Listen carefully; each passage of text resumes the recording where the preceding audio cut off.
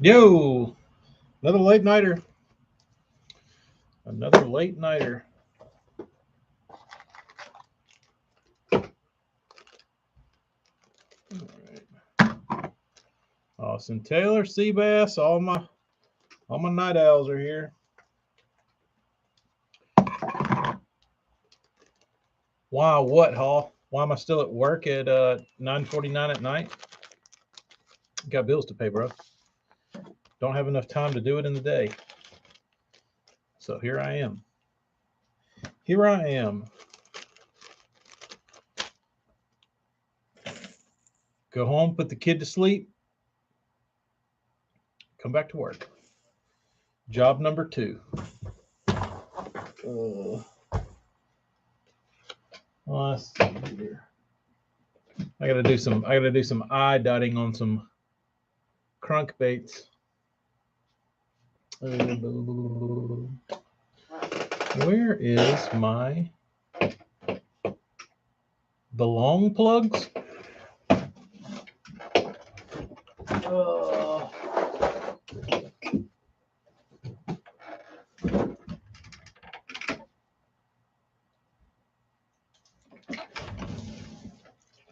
That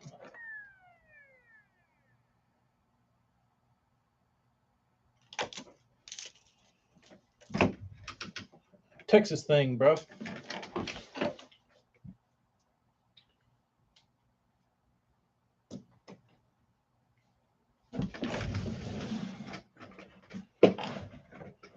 Oh, and the holders. Oh, I'll get to those. One moment. I got to get to.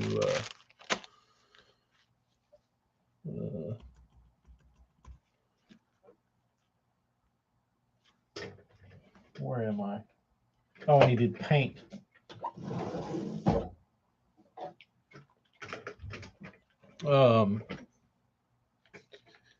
Yeah, those require eye dotting. So we'll see. All right. Okay. AJ, hey AJ, I am actually simultaneously on YouTube right now. So if you would like to close your YouTube browser and view via YouTube so you can do other stuff,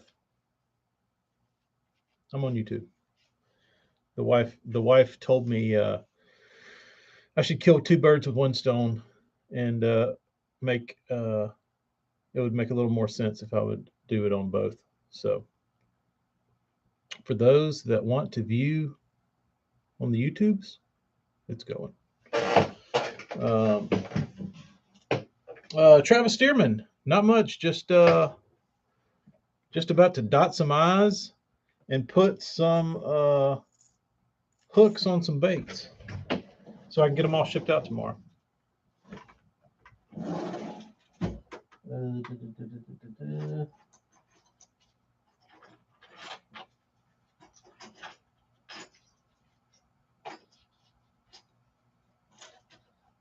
So if you're in the professional eye dotting business, you need a good selection of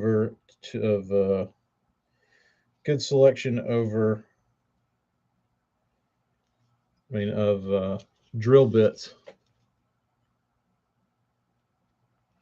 So a guy with a yellow hoodie, I wonder what the significance of the yellow hoodie was, Hall. To be seen, or because he wanted to look like Big Bird? Carrying a medieval sized sword. Wonder what he was up to. Wonder what kind of shenanigans he was up to tonight.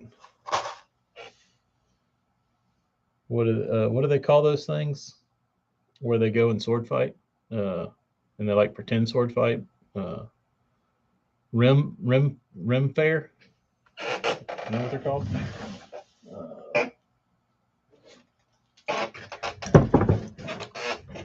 Hall, this is probably going to make you want to puke.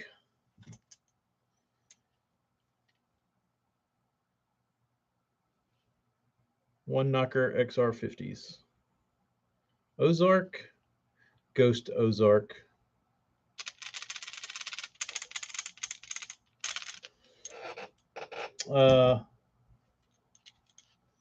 Jason, I work around the clock, bro. Sleep about 4 hours, and then get up and do it all over again. Travis, I am not watching the Book of Boba Fett. I watched one episode, and then I started reading. Like, I wasn't searching it out, but I saw a review of it, and everybody was like, "This show sucks." I was like, "Well, damn." No, I hadn't found I hadn't found the little miniature K stencil yet. Maybe one of these days I'll find it so I can put it on the bait. I wonder what happened to that guy. So if anybody's curious what we're talking about, one of my most absurd paint requests I've ever had. A gentleman messaged me and said, "Hey, can you paint Excalibur XR50s?" I was like, "Yeah." And he said, "All right, when you paint them," he's like, "I have a request." I was like, "All right, what's the request?" And he's like, "Can you put the little K on the tail?" It's like, what are you talking about? And he's like, "The one knockers, they have a round K." And I was like, "You want me to paint the K?" And he's like, "Yes." And I was like, "I can paint a dot." And he's like, "No, I don't want a dot. I want a K." And I was like, "Well, I can't do that." And he's like, "All right, well, you can't paint my baits then." It's like, "Okay, later, dude." So I would like to know. I would like to know if he found somebody to service him in his K needs. But I was not. I was obviously not the gentleman for him.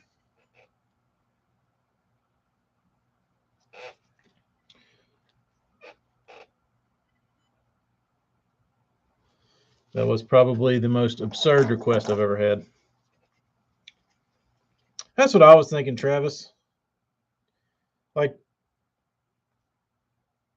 I don't know, maybe he's trying to like rip people off, but I mean, you could. I feel like this was a long time ago, though. I feel like this was before they got discontinued. Like, something. Part of me wants to believe that the dude really like wanted the K. You know what I mean? That he, like, I tell myself that he wanted the K because he thought it made a difference, but probably not. We'll see.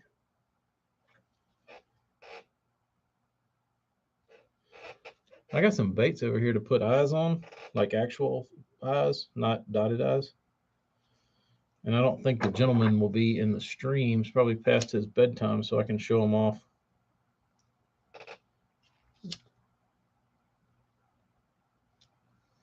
So once I dot these eyes, if anybody's curious what the cigarette lighter's for, I hit the cigarette lighter on the eye to pop any bubbles. I get that request a little bit, or not that request, I get that question quite a bit. What's up with the cigarette lighter?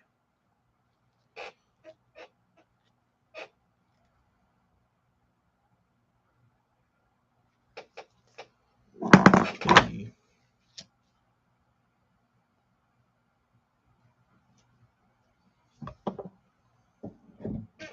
All right, those are done.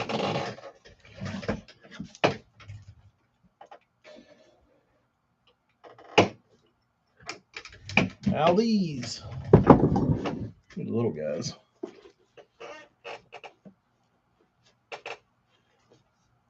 Maybe so, Hall, maybe so.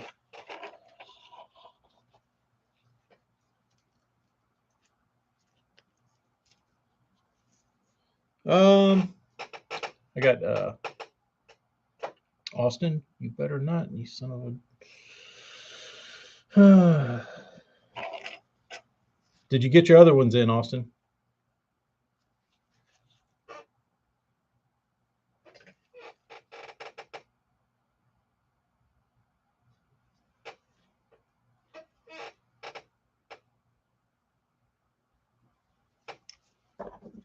Not yet. Damn, that's slow. These are a few Marty Burns baits. Can't see. Have to work on my lighting a little bit. It's a little jacked up in here.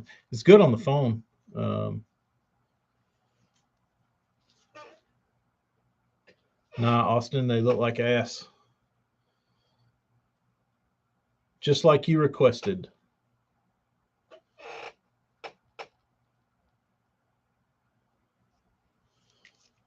Man said, make them look like ass. I said, you got it, bro.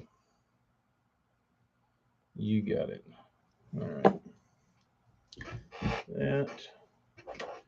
This is the new. I don't have any of those. Hold on one second. Let me change this.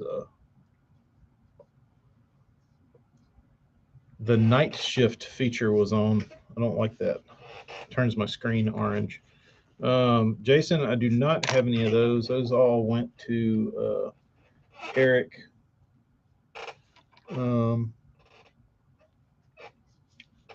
It's pretty big. I must say, it is a. It's a pretty large morsel.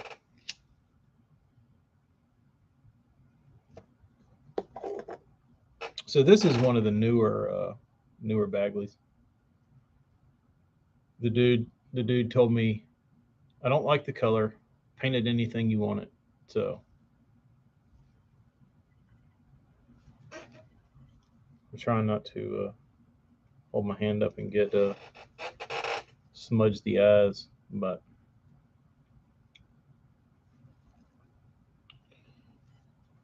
I really liked it. That'll be a good pre-spawn color. The funny thing is, where this dude fishes, there's probably like 30 feet clarity. So he's gonna get these and be like, what am I supposed to do with that?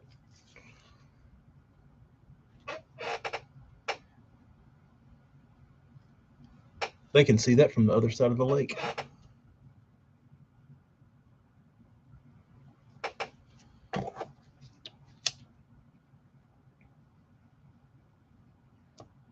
I'm trying to think of something to compare that bait to.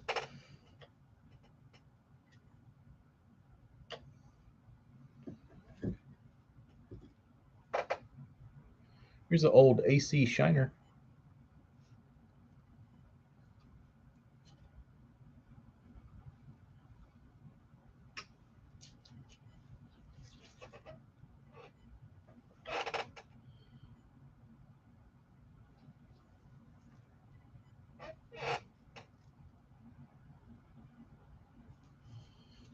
The funny thing I'm doing to this one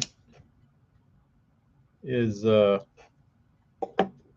painted over the eyes on the back of the head just because they were in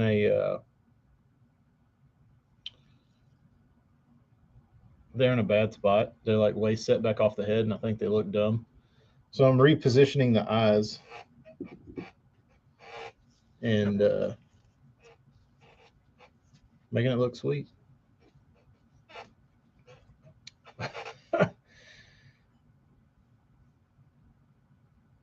My sweet, you didn't get a notification? I am on the YouTube. I have 2 viewers. I have AJ and I have Travis over there, so they can use their phone freely. The video quality over there is not as good. It's really hard actually following two chat streams. Travis, I'm doing a couple of Marty Burns medium divers, and they're whited out. Did those. Painter's Choice. And then I've got some newest Bagleys, the newer version of Bagley. Got a couple of those. Painter's Choice. And I wonder if it'll help if I turn this light off.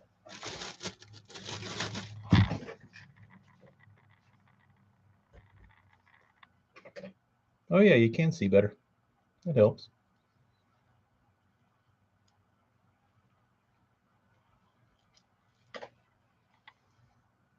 I wonder if I could turn that light around the other way. It's like right over my camera. See if that helps. Yeah, there we go. I just had a light right over the camera, so that helps. All right, I have to show both.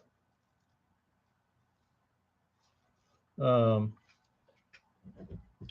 those were some stupid color from Bagley. I actually got approached by a gentleman to paint. So you know the line of baits from that Bagley did for Bass Pro Shops. I got approached to paint those, but like usual, all they wanted to use me for was color samples. They're like, we're doing like a custom line of colors for Bagley. Will you do the color samples for me? No. Like, am I going to make any money? Like residual income? Like, no. We're just gonna. You're just gonna paint them for us, and we're gonna pay you like $20 a piece. I'll pass on that.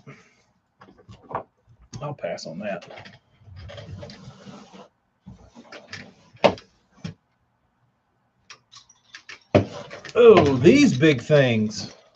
This is what you were asking about, Morgan. These are jumping minnows.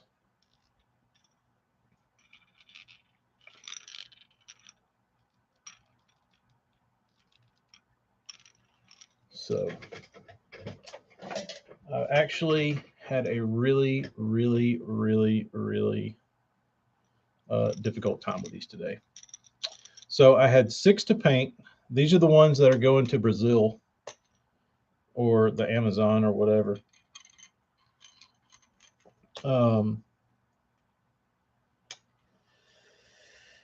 And for whatever reason, I painted these like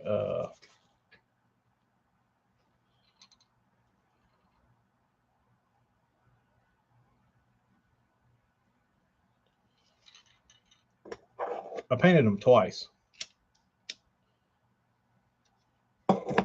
It was not cool. Like it never. I guess I was in a hurry, and I kept trying to rush my paint, and it just wasn't ready to like paint over yet. And I'd lay some scales down, or I'd do something, and it would like smudge or burn or something. Something would happen, and so I got to strip them and redo them. And it's not these I royally dicked up, the ones I'm about to show you.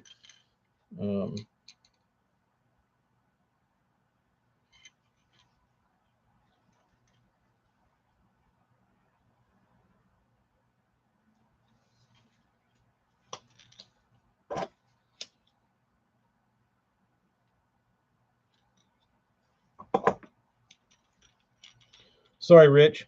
So these I did, and this paint job was from probably like, or this color the guy wanted was from a bait I did probably like four years ago on a spa bait. So as you can imagine, going from a bait that's like this big, transferring the paint job to a bait this big is not my favorite thing to do because it usually doesn't look as cool sometimes. So I wasn't thrilled about that to begin with. And I hadn't painted in them forever, so I didn't really remember what I did. And so I was having to reverse engineer myself, which is not a pleasant thing, or not something that I enjoy doing. It's honestly, it's easier for me to reverse engineer somebody else's paint job than something I've already done, because there is literally no telling what I did. But I managed to make it through it. But what I did, Joey, not selling these are for someone. But what I did was I got to this. All right, imagine this without the gold line down the side. So I got to this point and I was like, oh, I got to put that gold line on it.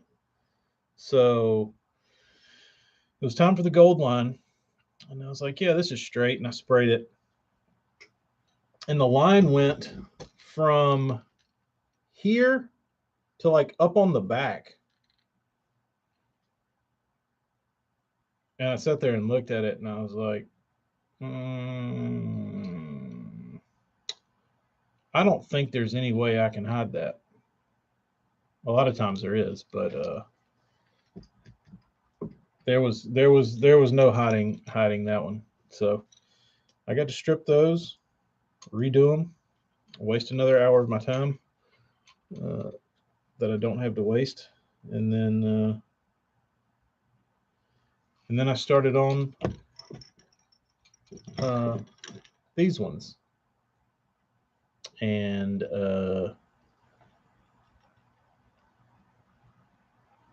I messed up the scales on them, so I got to redo those. So those 4 stupid baits in a normal painting session, I could have painted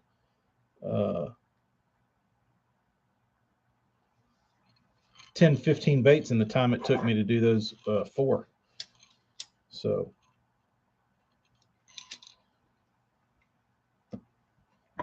sometimes you have those days. Ooh.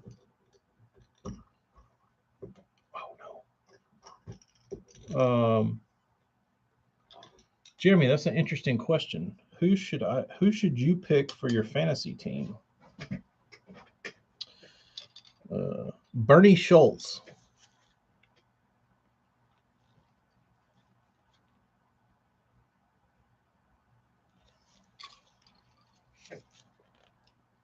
For ABC and D group.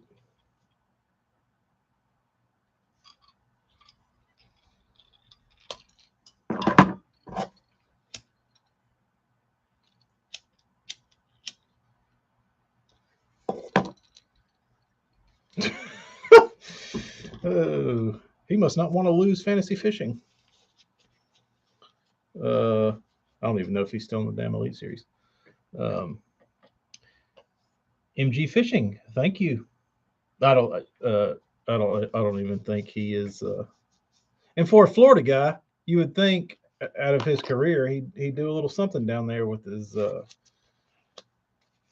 number 11 F11 Rapala jointed minnow or whatever he throws.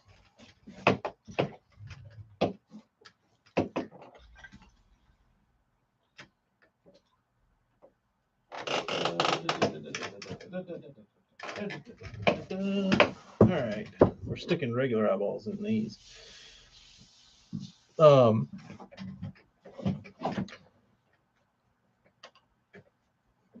what we got?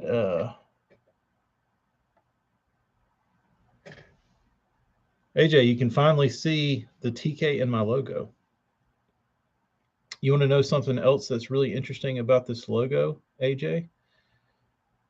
Is the mirror image, there is still a TK in it.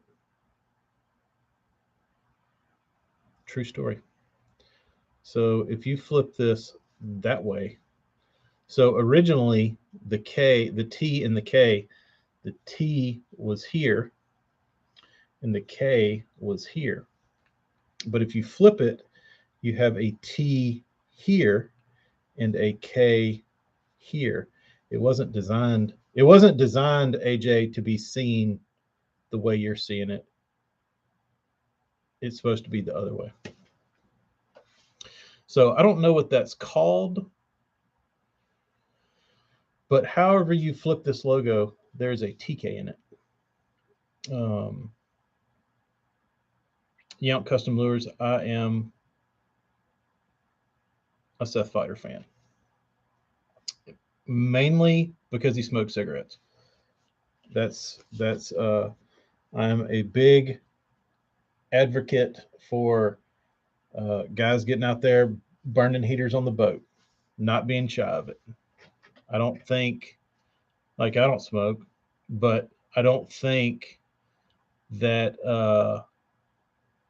I feel like there's a stigma around smokers, and I felt like this growing up, that if you smoke cigarettes, you're like a bad person.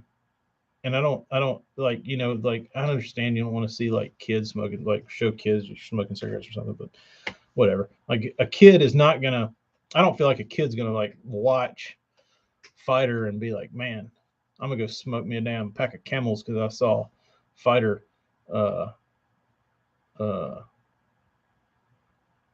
lighting up on camera. Like I grew up big into music, and like all my idols in music smoked. Yes, love Zell, love Worth, love who's all the other smokers. Ron Sheffield used to always get caught with a cigarette and he'd go and spit it out. He was a pro at that. He'd be reeling one in and he'd go and spit it out aside. Ron Sheffield, I like Sheffield. Let's see. Thrift is sneaky though. Thrift is hard. He doesn't hardly get caught smoking anymore. And it's really funny on their podcast. They kind of they kind of, it seems like they want to like brush that under the table. Yeah, I heard old Duckett burned one down. I didn't know Prosnick smoked. But I've heard some story about Kelly Jordan coming over and bumming a cigarette off a Duckett one day. I think Scott Martin likes the smell of cigarette smoke, but doesn't smoke. I'm trying to think else who's a closet hidden cigarette smoker out there. But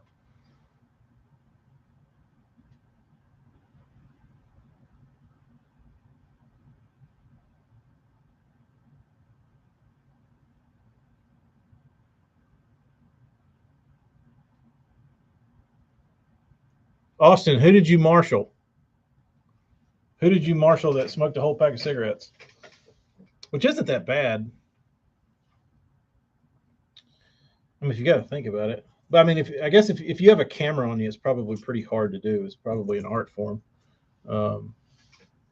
Yeah, I know the Japanese guys love their cigarettes. I don't know any. Fighter. Yeah, I bet Fighter was blasting them. Travis Stearman, I have seen that stupid thing. I sent it to Amy. if they think they're going to sell, I asked Amy, I was like, how many of these do you think they're going to sell? I was like, there's no way they sell more than like 40. or 30. There's probably 30 dudes that'll buy that stupid thing.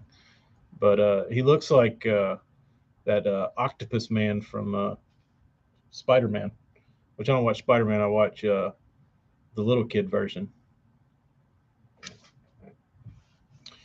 Austin, that burning down while you're running is an art into itself. So he must either duck behind the console or he flips the cigarette in his hand and hits it. He has the burn on the inside holding it here, and then when he needs to hit it, he would pull this move to keep it protected from the wind. I would like to see his technique. There's a there is a great amount of it's an art form to smoke while running a boat. I think like you said, you gotta cup it. There's a Bassmaster needs to do an article on that. That should be on. There should be a YouTube video on how to burn heaters efficiently during a tournament day. Oh, he didn't care. He just let it rip. Uh, that's another technique. I mean, when you just let it fly and let the wind burn it down, and then you're getting smoke off of here and a little bit you're dragging. It's just all like hitting you in the face, and then it's just flopping around. Yeah, you're not even really like getting that much smoke off the thing. But trying to think who some other. I guess Zell quit smoking. Kevin Worth. I don't know if he still smokes or not.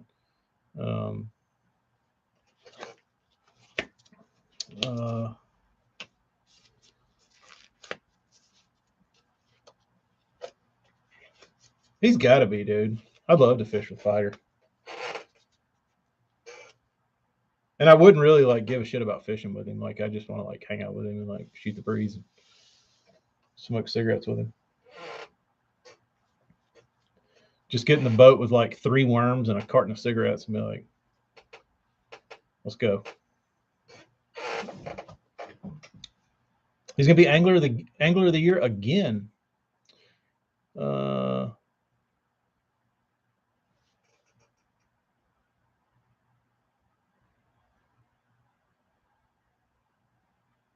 Fritz is a dipper? Fritz doesn't strike me as a dipper. I'm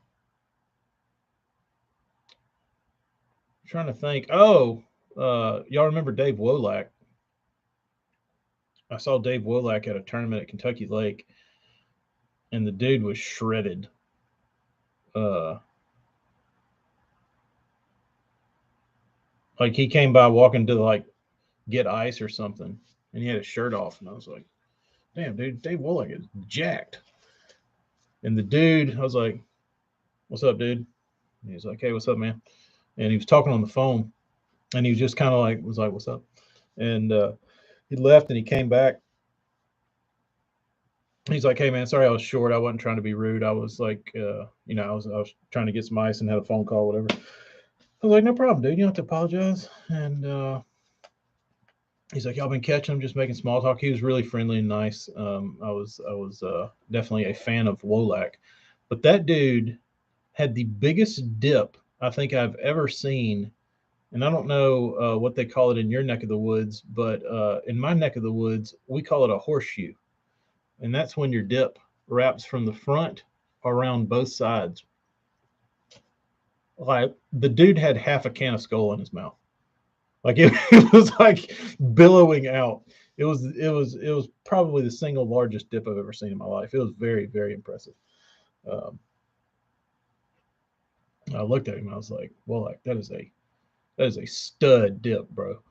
And said, I don't know how you're not puking your guts up right now. The grizzly bear claw. That's funny. But I'm trying to think back to all my my Bassmaster days. The old watching all the old Bassmaster footage. Who used to get caught with their pants down with a cigarette in their mouth? I really remember Ron Sheffield the most. I feel like he probably got caught on camera. That's another thing I should go back and do. I should do a top 10 greatest Bassmaster getting caught with your pants down and a cig in your mouth. Ron Sheffield would definitely have to take the cake for that one. I know I'm missing some guys, some of them old timers. Them old, but like I feel like everybody back in the Bob Cobb era, I feel like all those guys look like they just like climbed down off some damn red iron and like had like leather skin and like everybody looked like they smoked cigarettes. Now nobody looks like they do, but like back then, everybody looked like they were iron workers and just like burned down cowboy killers all day. But they had to hide it. Do they still advertise tobacco in Bassmaster magazine? Out of curiosity, does anybody know?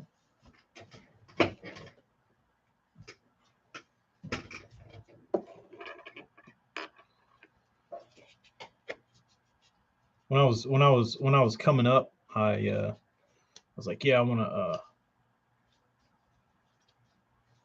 They still do. That's good. Because I know back in the day when they tried to get rid of the like the Bush shootout and all that kind of stuff, they tried to get rid of that crap because it was, they didn't want to support tobacco. But like, do those ads really get kids like dipping and smoking? I don't think so. I feel like it's probably worse to hide it from them. Then they're like, "Ooh, what's that?" Like if you're a kid and you see like Red Man in every other page you flip, you're like, "Oh, it's just some like stuff, and,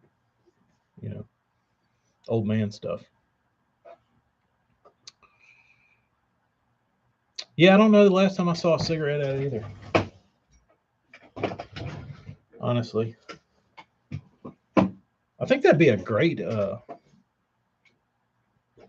Hella, yes, I believe it was. He did not like Bass's affiliation with Bush, which is hugely dumb. But whatever, Jay. Whatever, Jay.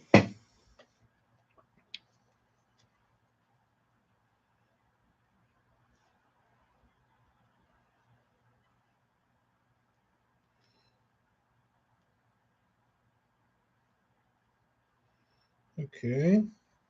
Wonderful. So these eyes on the Fritz sides, if anybody is curious, are not 6mm. They appear to be 5.5.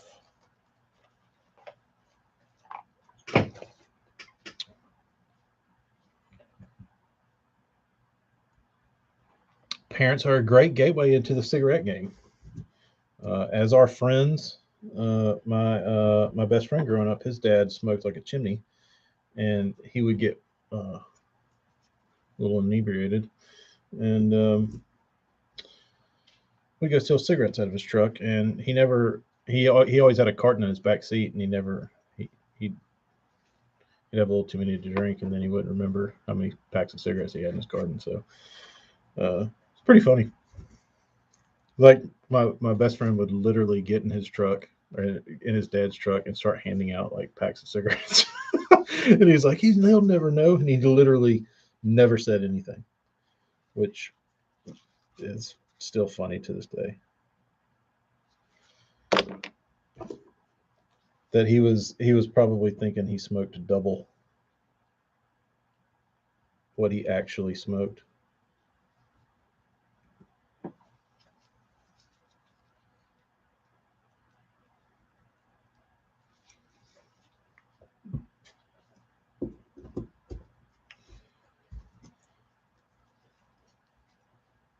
Who what's the deal going on with the MLF tournament? I haven't had time to check in. Is it over? Did somebody win? I don't know how those stupid tournaments work anyway.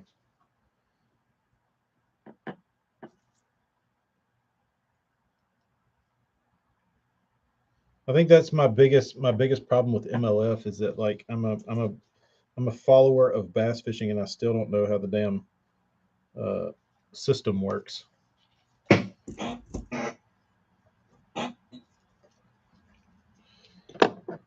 still don't understand what the top. See, that's what's so dumb. Like they've already been fishing what 4 days or something, 2 days.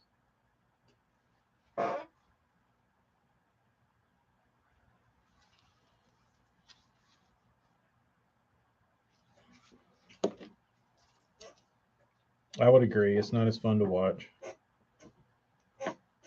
They try and trick you into thinking it is, but we all know it's not. We all know that's a bunch of phooey. All right. Ozark Fritz sides. That looks pretty nice. I'm not gonna lie. Looks pretty nice.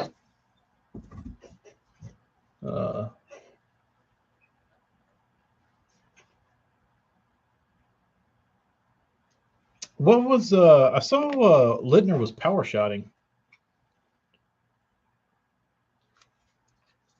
He didn't look like I mean he pretty much just looked like he was like going down the bank.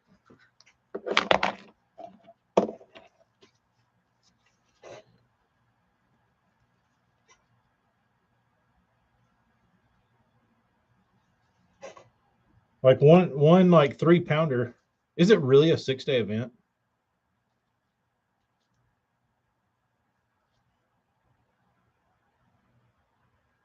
That seems a little excessive to me.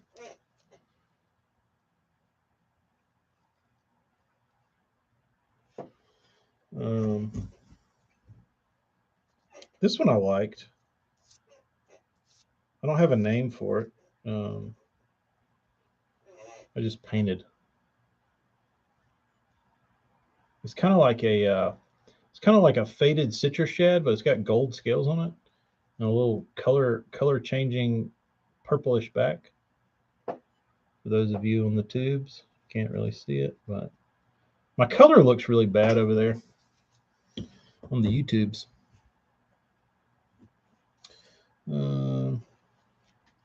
Here's the new color we've calling sunburn.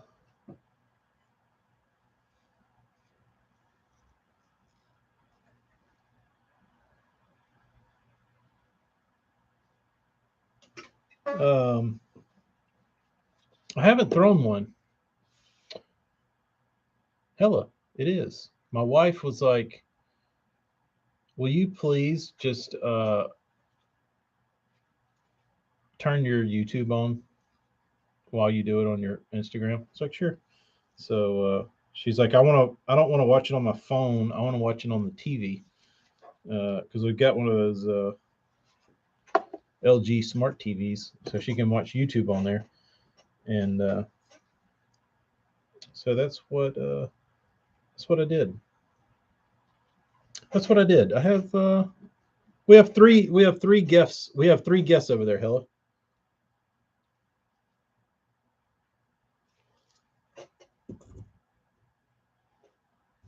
Actually, ooh, I don't like that.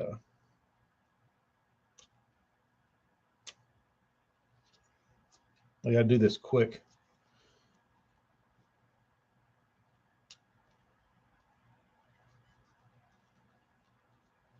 All right, let's see. I'm putting black eyes in these.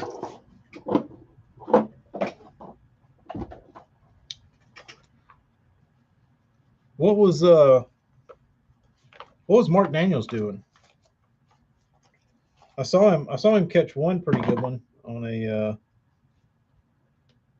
on some sort of hard bait looking thing, but I don't know what it was. I couldn't identify what the bait was. Jeremy, I think everybody prefers YouTube so they can continue to play on their phone and still hear. So I haven't played like a phone game in some time, but Epic Eric Golosso has got me playing Wordle. Have y'all played Wordle? A quarter-ounce rattle trap. And an unnamed jerkbait. I guess we could all assume that would be a Vision 110.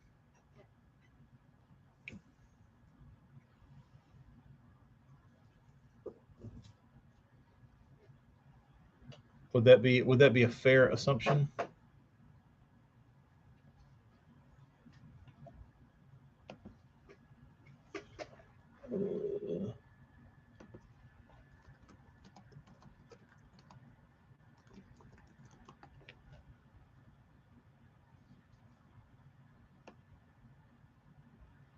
What was that?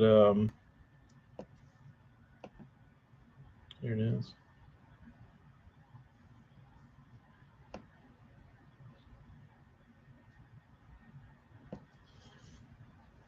If he would have been a real sponsor promoting dude, he would have said, not unnamed jerkbait. He would have said, I'm throwing a Bill Lewis slapstick. I had a chartreuse and chrome one.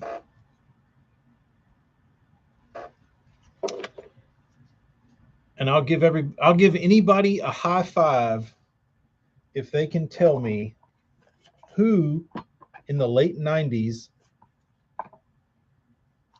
television personality would have sold me on buying a Bill Lewis slapstick.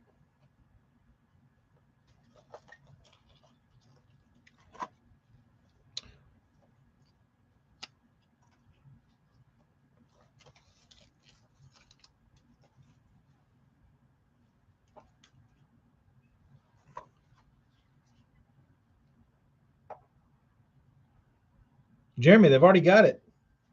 It's already out there. Or it's not out there, but there's videos of them like fingering it. No, I wasn't Roland Martin. Wasn't rolling.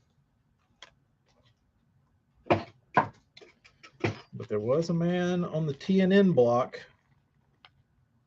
that was hawking Bill Lewis.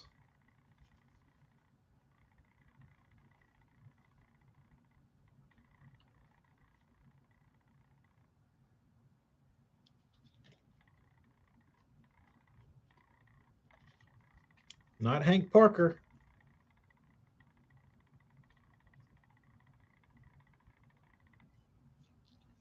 The thing about it is, like the mag draft is sexy. The new Guggen looking thing is terrible looking. It looks cheap. Like no matter if it's made out of the same plastic or whatever, like it might have a better action, but it looks like shit.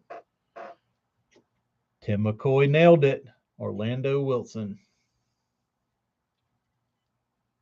He must have got you too, Tim. He must have got you too as an impressionable adolescent.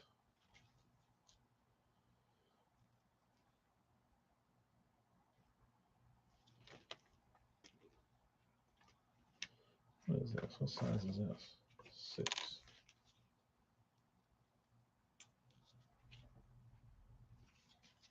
See if this will fit.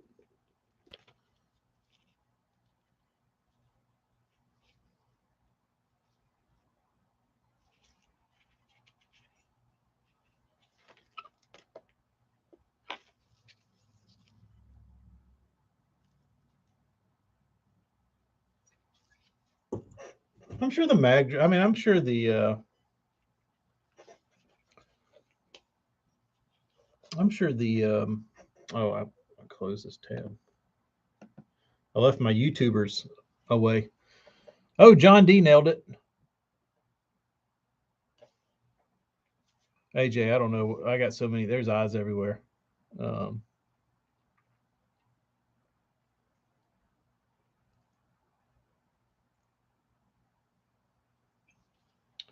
the Guggen Bandito bug. But that, like, to me, that was, I mean, they just paid Strike King to make a rage creature thing.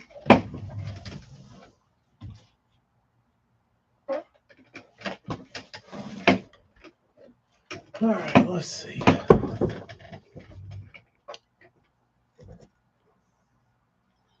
What y'all think about this color? The thing about the Bandito bug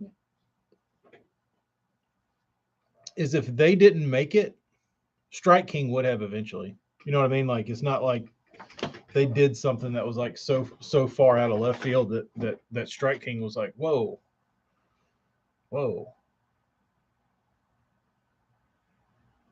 They are rich. They are rich. They are rich.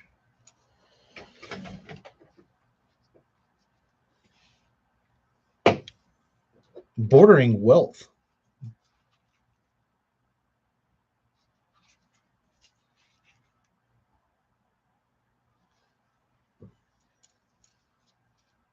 Kids are getting paid. Is this the little one or the big one? I don't know. Let's see.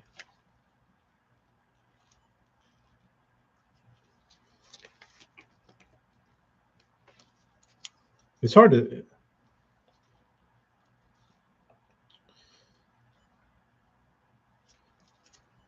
believe how far that company's come though.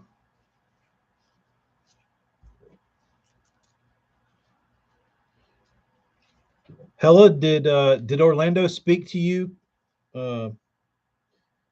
Being from the North Country and him being from Georgia,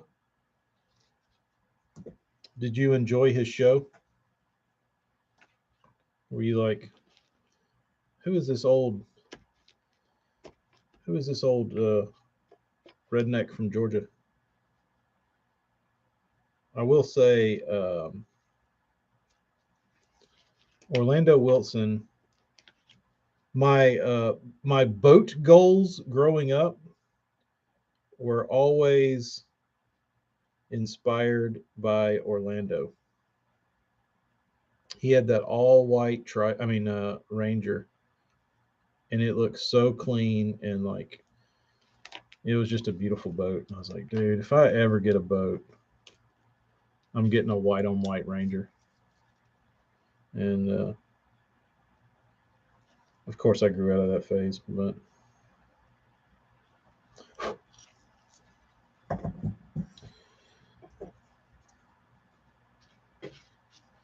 didn't get a white on white Ranger.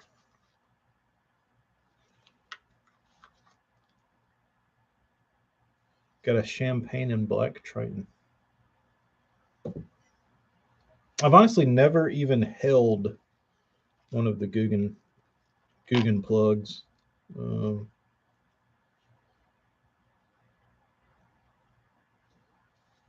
Never held one.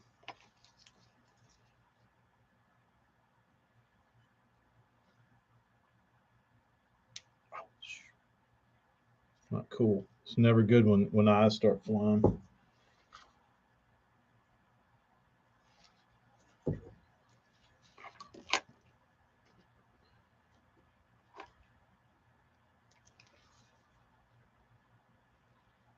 What's that new bait they're hawking? That I saw John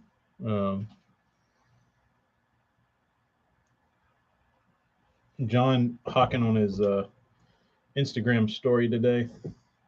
Some kind of worm. I guess it's their like version of a speed worm.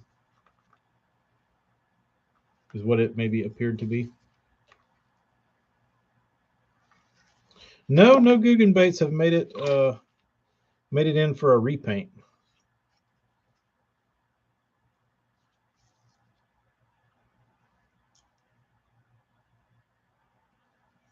No Guggen baits have been repainted as of yet.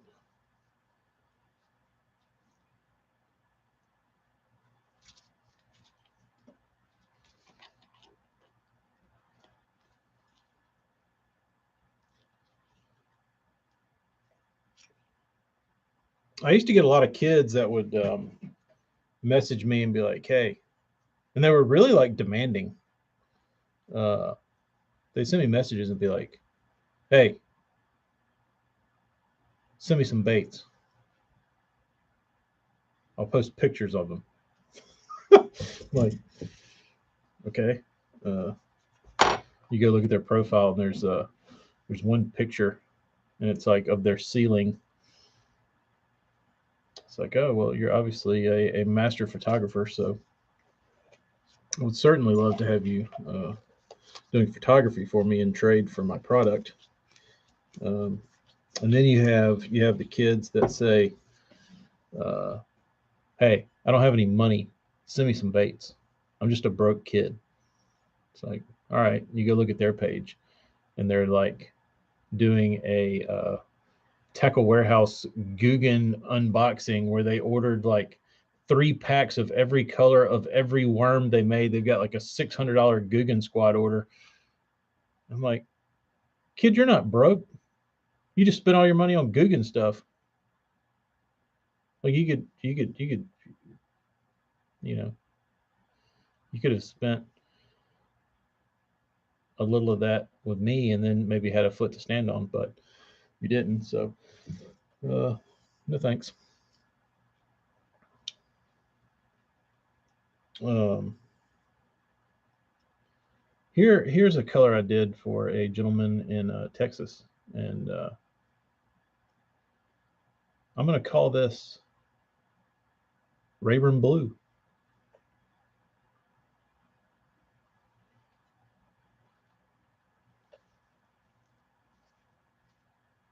Get out of here with the Rayburn Red.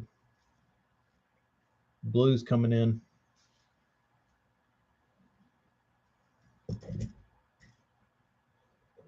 MG, me too. Let me know when you get them and start slinging them around.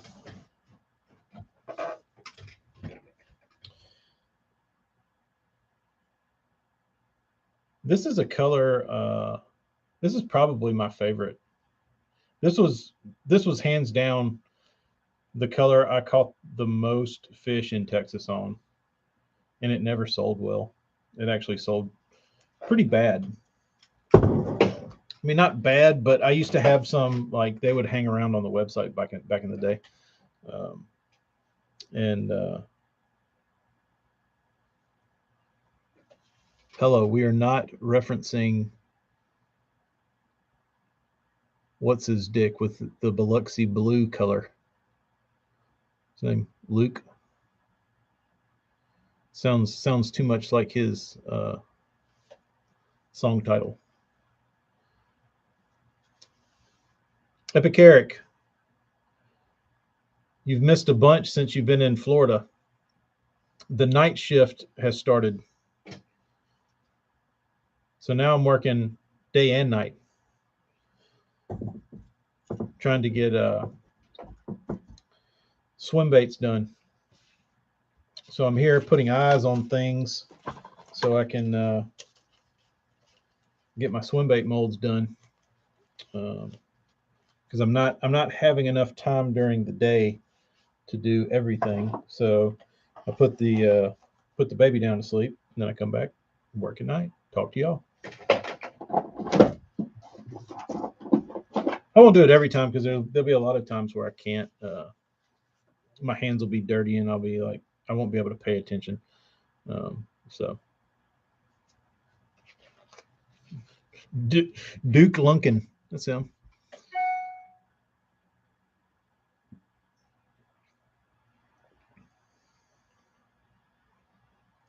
I had a buddy in college. His name was Lunk Johnson. AJ was only allowed to watch The Lenders and Babe Winkleman. I tried to watch a Babe Winkleman show. It was pretty painful.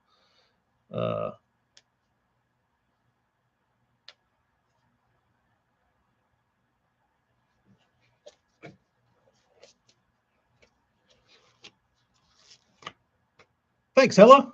Thank you for hitting the bell. Here's the thing about when people say hit the like button, I don't ever do that. And I'll tell you why. I watch a lot of YouTube videos, So in order for me to like, if I liked every YouTube video I watched, when I went to my liked videos, it would probably be like 10,000 deep. And I used my liked ones as a reference to like figure out what I want to go back and watch, or like really like I don't use the like watch later, like that's too much of a pain to like go through and click. So I feel bad because I never hit the like button because I don't want every video in the liked folder. Um, uh, Eric, you want to come on here and chat with the boys? What are you doing? You got internet down there wherever you're at? In the sticks? In the swamp? I got hooks to put on.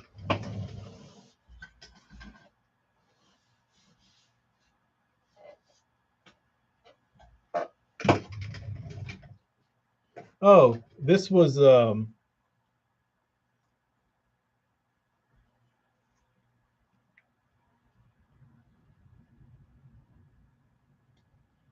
back to this color. I called it basin bug back in the day. So if you go back and look on my account, this color was called basin bug, and it's like you can probably see the color change. It's like greeny blue on the side, and it's got like a red top and an orange bottom. Dude, I crushed them on this color. It's like the green gizzard of crawfish.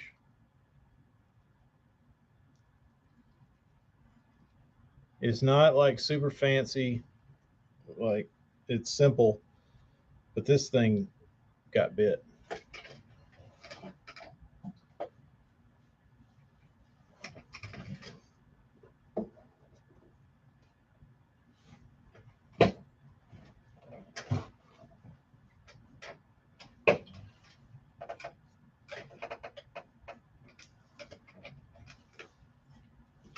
So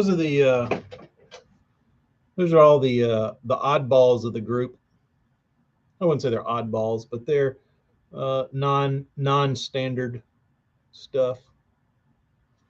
We'll see what happens.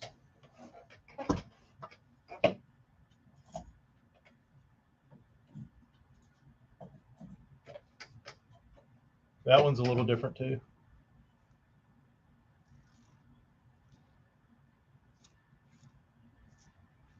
I really enjoy painting. Like my favorite thing to paint is balsa crankbaits, like that old style, just like uh, shoulder color with some scales and like some bars, like something just like simple. Those are my favorite. That's my favorite stuff to paint because it's like I don't have to think too hard. Like you do because it's like everything's already been done. So you kind of got to use your brain a little bit to do something outside the norm. But I think that's the fun part is it's more like picking colors than it is like trying to do some like realistic, which that's what I chased forever.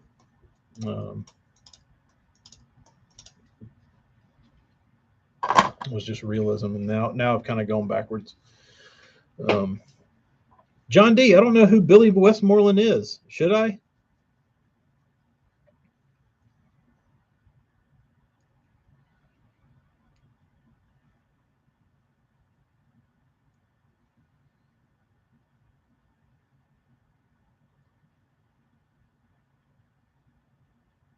Boron rods. You ever paint the HFCs from live target that are discontinued? I have not, I don't think. So Billy Westmoreland was legit. He wasn't just like a talking head. He was the real deal. He was the smallmouth. John D on YouTube says he was the smallmouth king. That's awesome. I remember the smallmouth king to me. was what's his name? Leon Tidwell. Anybody know Leon Tidwell? He didn't have a TV show. But if you go back to about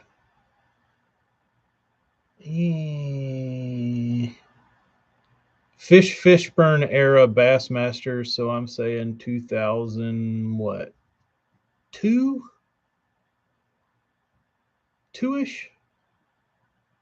in that era, kind of the Sitco Fishburne era. If you go back and check out a Bassmaster tournament from Pickwick, Leon Tidwell was the local Tennessee River smallmouth badass. And he gets up there and he's like, everybody else has got like their jerseys on, or they weren't jerseys, they were like their button ups with like, all their sponsors on it.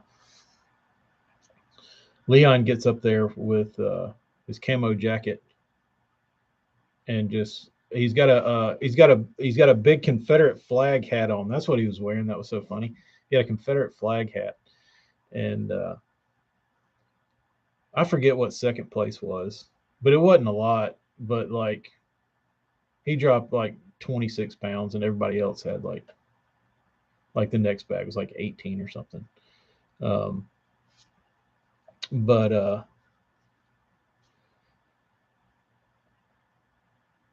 y'all need to go back and watch that Pickwick tournament from the early 2000s. I'm sure Lynn's got it posted on YouTube, but he gets up there and they ask him what he was doing, and he's like, he had this little, he's like tongue tied, and he's like, you got to have current. And he said, I just throwing my green grub on green line with my green jacket. And he thought that was funny. But Leon would literally go out there with like a green grub, green line, and his green jacket and drop 26 pounds on your ass. And you're like, everybody else is like scratching their head on how to catch a limit. Like, it was pretty amazing how good he was. Like, conditions didn't seem to like matter to that guy. It was really incredible. So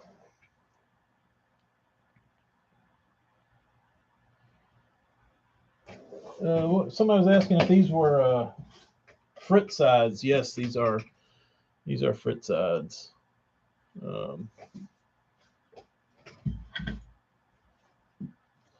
More Fritz sides. There's one. That one's nice looking.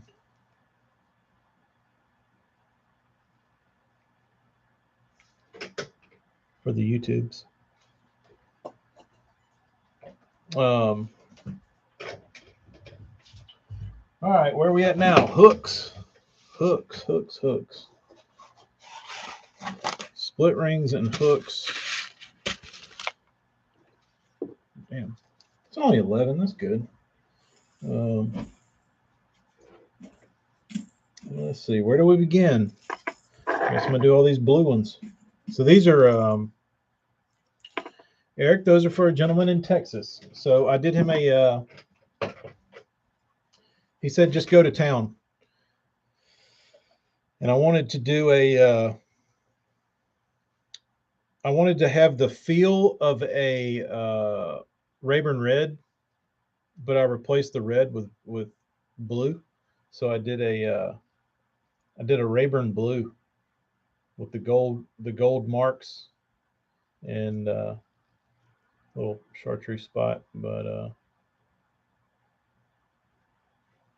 I really did that just to see what he can catch deep on, like I would think throwing, like I've never thrown anything that color in a deeper diving bait, but I would think like in some grass or in that the colored water they have in Texas, like it gets clear, but like it's still got a little bit of, like, it's not that clear. I think it's from the wind. But I think that color down deep in some. They're going to Texas. I probably shouldn't be telling that because I don't think the dude wanted everybody to know. But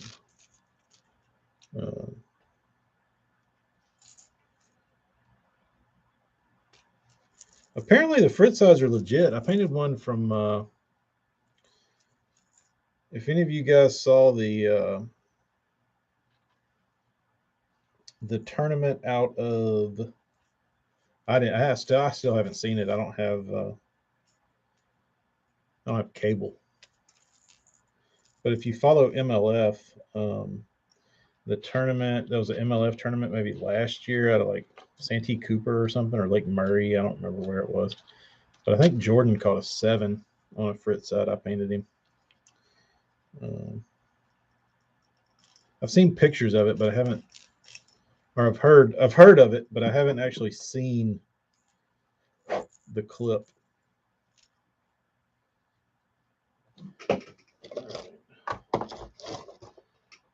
Dude, my desk is a mess.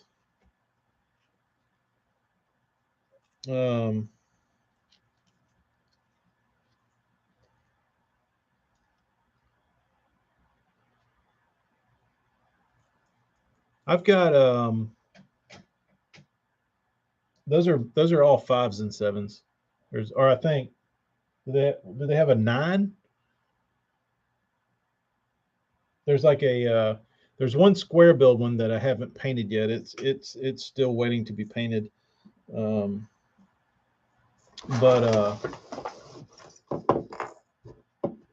the other ones, one has a longer lip, and the other one has like a little shorter lip. I'm not sure which sizes they are. Do they have a 9, 7, and a 5? I might have 9s and 7s. The square is the 5. All right, so I've got 1 5, and the others. These are a. There's like 6 5s and 6 9s or something.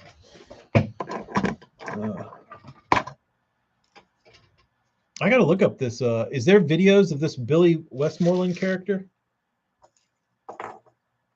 Can I find him on the tube? Is he still around, like alive? Is he still walking this earth?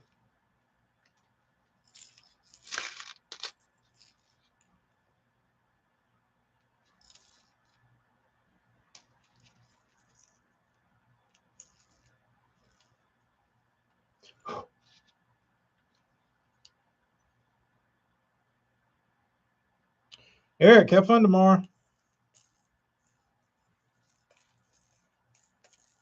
I'll tell you like all the old timers tell.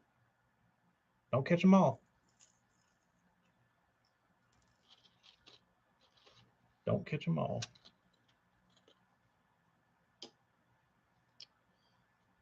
AJ, I don't use baby poo.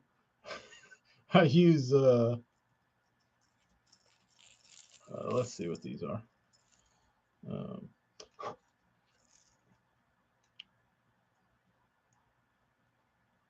These are Teeny Tour.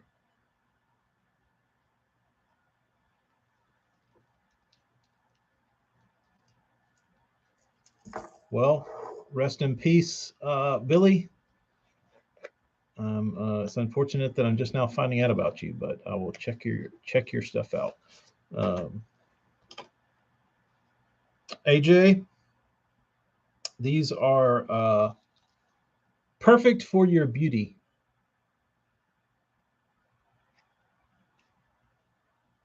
Teeny Tour. They're not. They're not like they're not rubber. I don't know what they're made out of.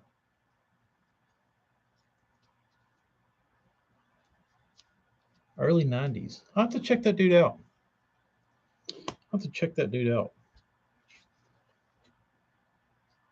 Do y'all have any local legends that were like growing up that were like guys that you like worshipped in the fishing world that you would like love to get in the boat with? That's where I'm at now in my life. Like, I'm not as mad at fish and fishing tournaments. Like, I rather now, like, just go get in the boat with some guys that I look up to and just like share a day on the water and kind of just like see how they uh, attack a day of bass fishing. Like, that's way more interesting to me. Who would you hop in the boat with, Hall? If I gave you a free pass, who you hopping in the boat with?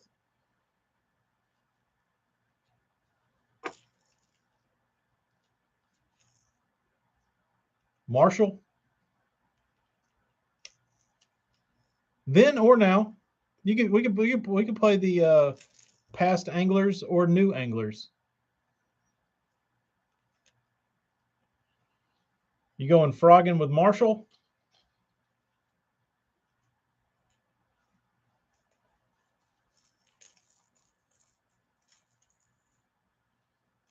Dan? There's plenty of those guys around here.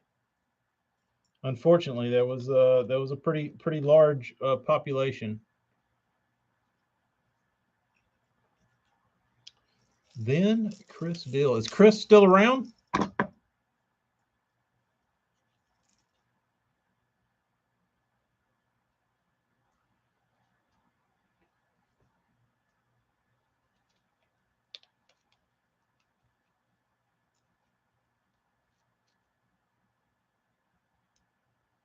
I don't know.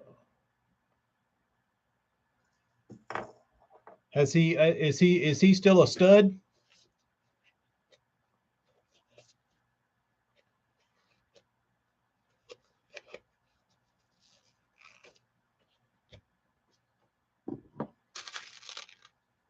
Is he still a stud, Hall, or did he burn out?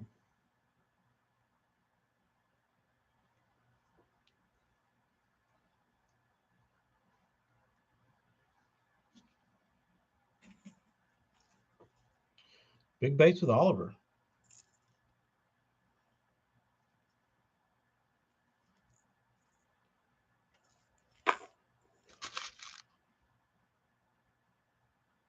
You're going to choose Oliver over Butch Brown, Mario?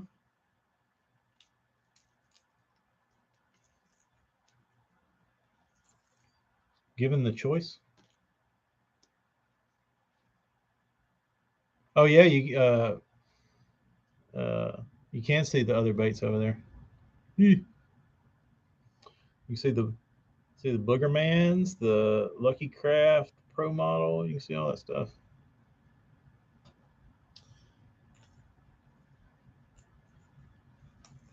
Dennis the Menace is here. That man can tell you some stories. Dennis has got stories for days.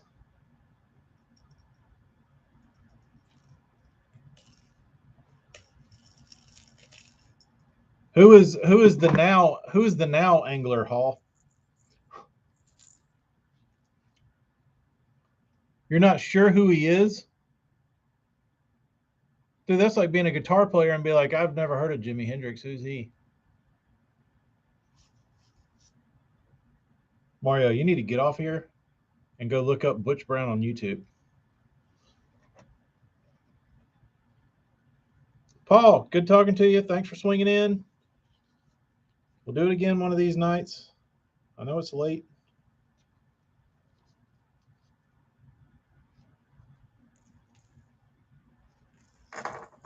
Yeah, you get to fish with Joe though. I wrote a note. I wrote a note. Do research on Butch Brown. That's pretty dang funny. That is pretty dang funny. Mario, you're gonna search who is Butch Brown, and Google's gonna backhand you. You're like, what? So who is this guy?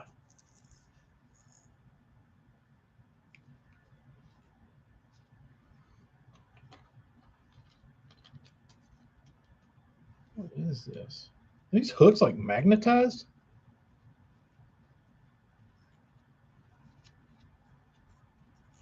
There you go. Now you're getting a Now you're getting a little some credentials on Butch Brown. 5 for 60 and the biggest bass catch on film. The guy knows his way around a hood. Uh, wouldn't you say, Dennis the Menace?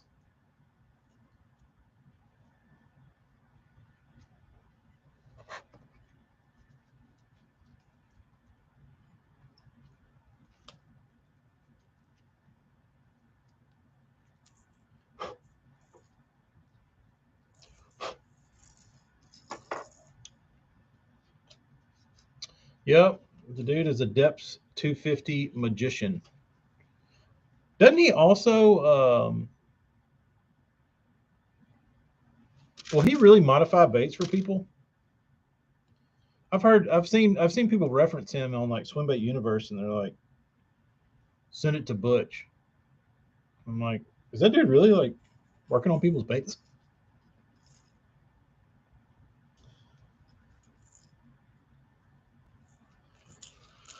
Wonder what old Mr. Long Snag's doing these days.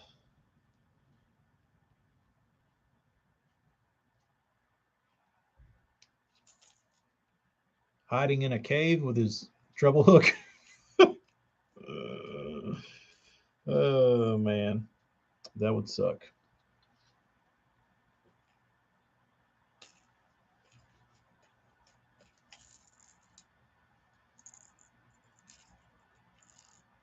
Would that be as bad? I know it wouldn't be as bad because I'm not as widely known as Butch, but would that be what would be the equivalent um, for me? Would it be that I was passing all these baits off as custom paints, and then it came out that I was having them painted in a Chinese factory all these years, and that I actually couldn't paint?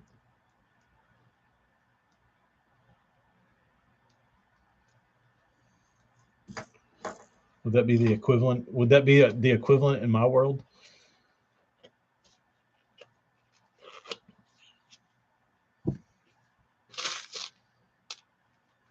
Surprise! I don't even own an airbrush.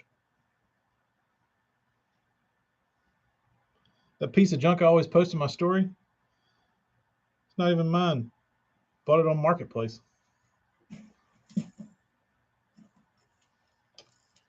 Just kidding.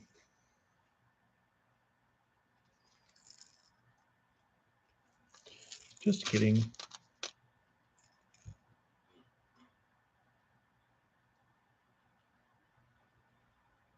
John D, I really hope, like as bad as it sounds, when those guys go to Florida, I want them to get crappy conditions because I feel like most decent anglers can catch them when they're biting when the weather's good in Florida, but the game changes when you get a front in Florida, and that's what separates the men from the boys. I feel like, so I don't want it to be like ideal at all. I want it to be blowing. I want it to be cold. I want it to be like bad.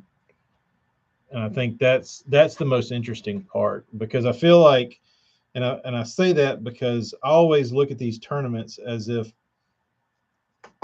we're going to make a trip there. Um, so I feel like if I planned a trip to Florida for next year,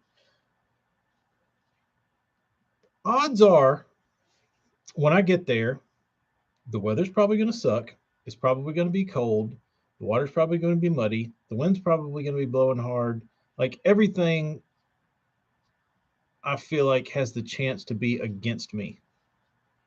Very rarely do I feel like you ever take a trip somewhere and like hit it on the head. So the odds of me dealing with something that's adverse I would rather see the pros how they attack it rather than how they catch them when they're just biting. Because I feel like anybody can catch them when they're biting. Like, you might not catch 35 pounds, but like watching them catch them off bed or whatever, like that doesn't really teach me a whole lot. But watching people struggle does.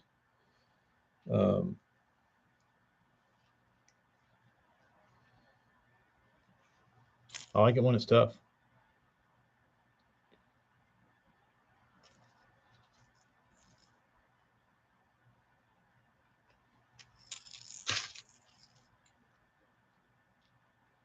I haven't watched the Cast and Crank podcast yet. I've seen it. I've seen it circulating a few times through a few different people's pages, but I never. I've never gone over there to watch anything.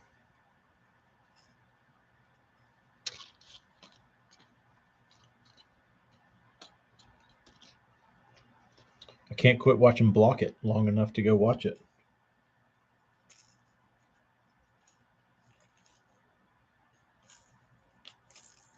Jeremy, I would agree. They won't do it because of the fish will die, or they'll say it's mortality issues. But I would love to see like a. I don't want to see them when they move offshore. That would be boring. Because I kind of like. It's like a.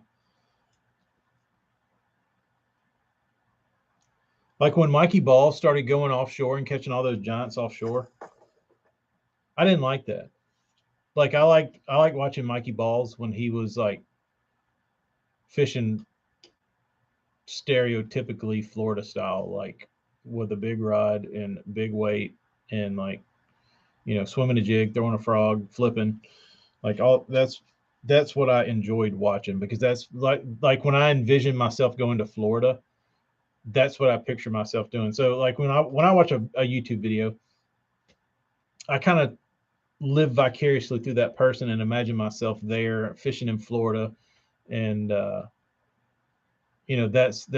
why I watch them, to kind of like zone out and daydream and be like, oh man, this would be awesome. That's what I want to do when I get there. Like, I don't envision myself in Florida like with a 8-foot cranking stick and a damn DD22 out there like cranking brush balls like that. Just, I mean, maybe you can catch 12-pounders like that, but I don't really want to do that. I'd rather catch a 7-pounder flipping or something else.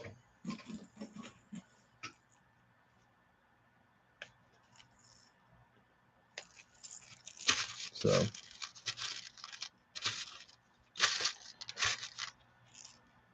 I would like to see them. I would like to see them go for the weird post spawn funk when there's like the females are worn out and acting really goofy, and there's a lot of like fry garters. That would be a test of the best, I think. When it seems like the females have vacated and there's nothing but a bunch of little pipsqueak bucks biting the tails off your swim jig. Um, that would be interesting.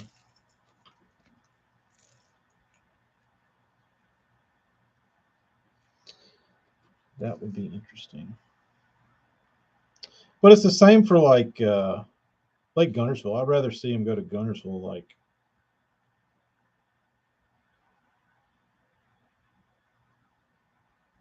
at a yeah, Dan, I would think late March would be maybe even, I don't know how warm it is in April, but March or April, late March, mid March, I don't know. I still feel like early March you'd probably still have a fair amount of fish shallow, like a fair amount of female shallow. Um, do they have a do they have a Do they have a shad spawn down there?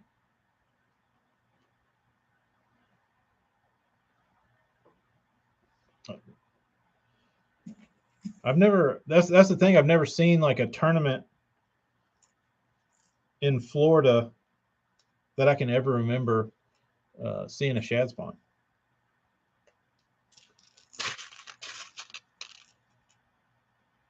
Any Floridians on here that can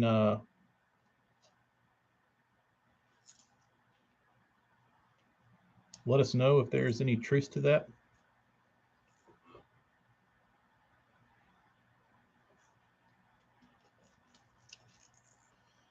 AJ, you're exactly correct.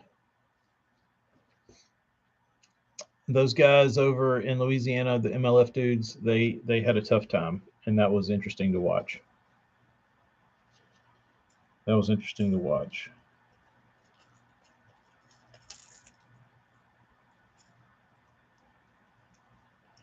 I'll tell you what I want to go back and watch.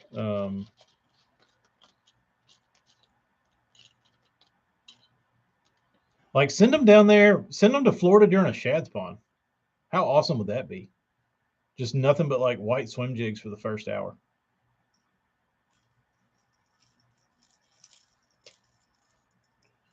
That'd be like that'd be pretty normal.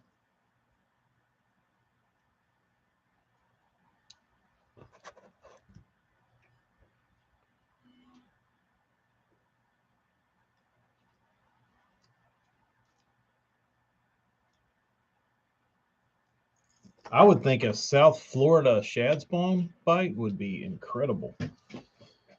That sounds like something I would want to be a part of.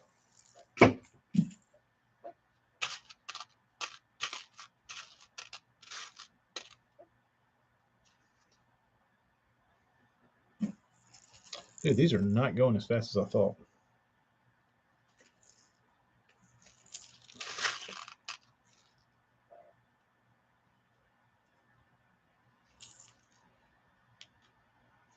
Less talking, more split ring and hooking.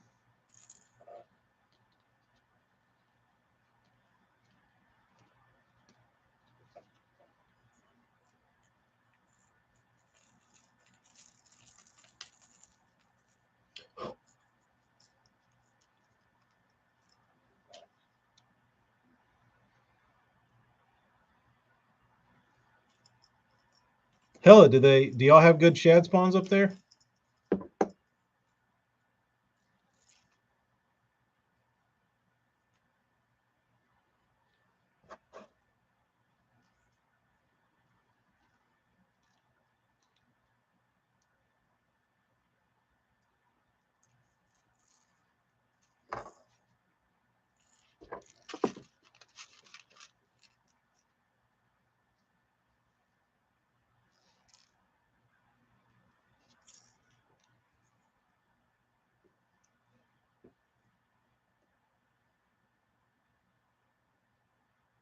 John D, you don't see shad spawns in Central Florida. That's interesting.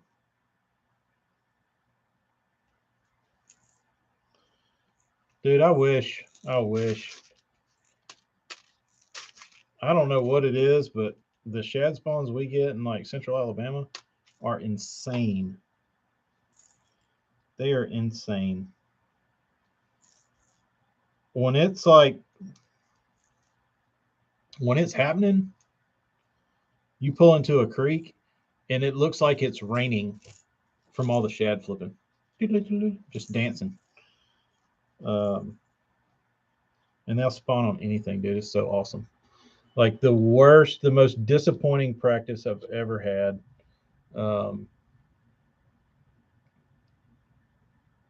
Never fished a shad spawn. Wow, that's amazing. That's what I wait all year for. Down here, it's the end of April, 1st of May, when the shad usually spawn. But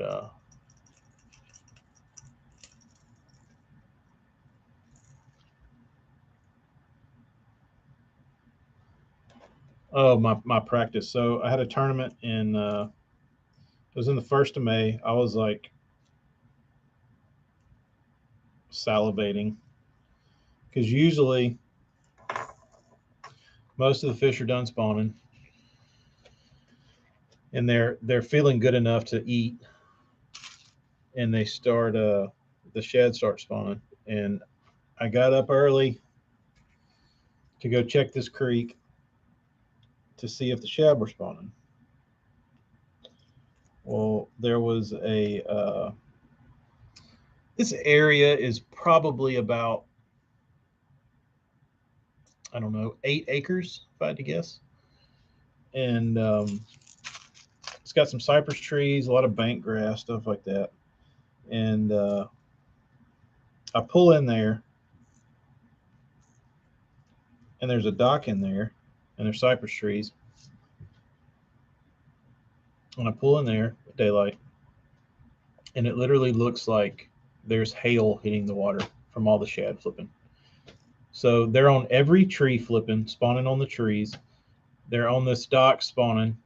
They're on every piece of green grass that's floating in this lake, pocket, creek, whatever you want to call it. Like there's little pieces of like hyacinths floating around, and they're just like bubbling on it.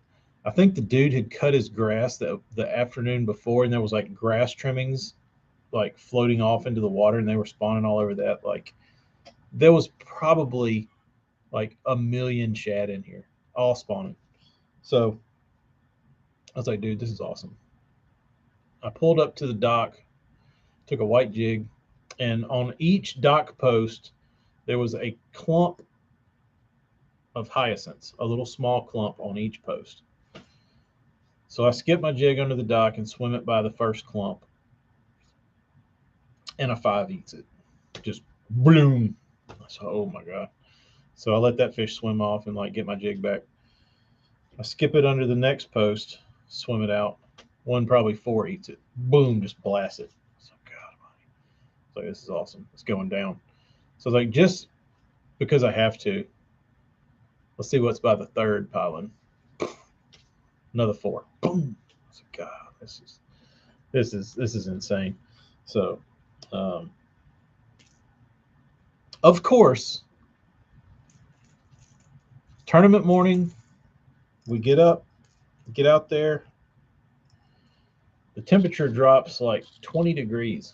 It's like, I don't know. It was like 65 the morning before. The next morning we get up, it's 40. Shad don't like that. So we get to the Holy Land where there was 5-pounders on every twig you threw by, and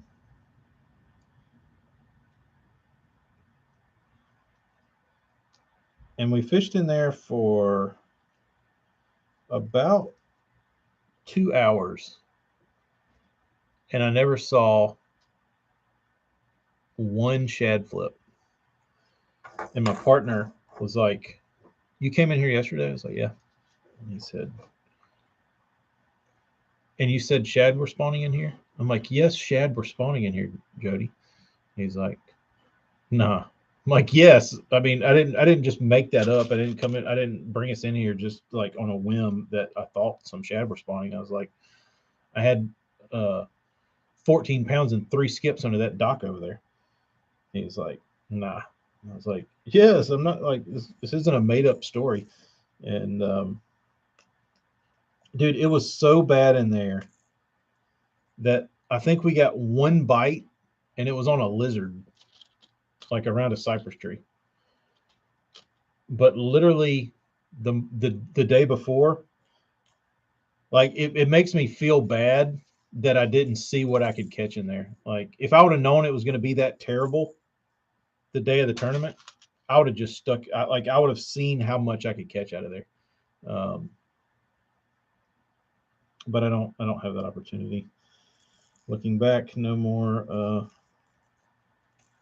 I can't go back and re-stick all those fish. I wish I could, but I would like to have seen what kind of bag I would have amassed.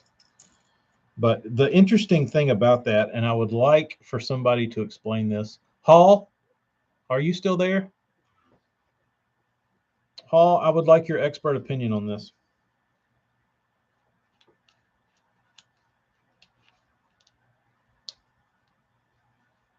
I need answers. So, given my situation, you get to the lake on Friday, you wake up, you see the shad spawn at daylight, they're going nuts. Cold front comes through. You go back to the spot where the shad were spawning, no shad spawning. Cold front wiped them out. They're done. So, you get back and somebody's got 23 pounds. Talk to them and say, dude, what was going on? So, dude, I pulled up first spot. Shad started flipping. We just started, swimming that jig. 30 minutes later, it was over, man. Everything we weighed in was in that, first window and that during that shad spawn.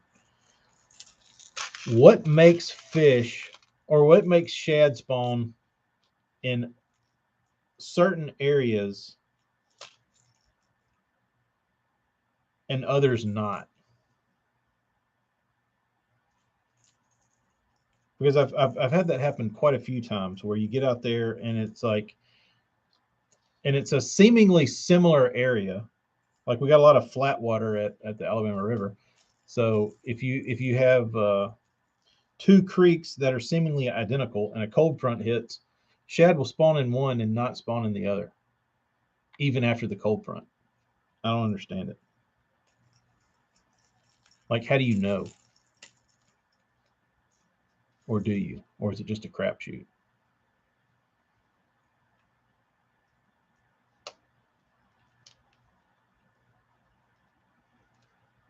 I need to study the shad, I guess.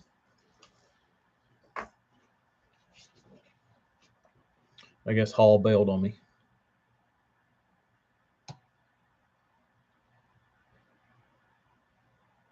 Yeah, Hall's gone. Oh well. That really bothers me. It keeps me up at night. AJ, the best day you ever had. You're pretty sure what tipped you off, AJ, that it might have been a shad spawn?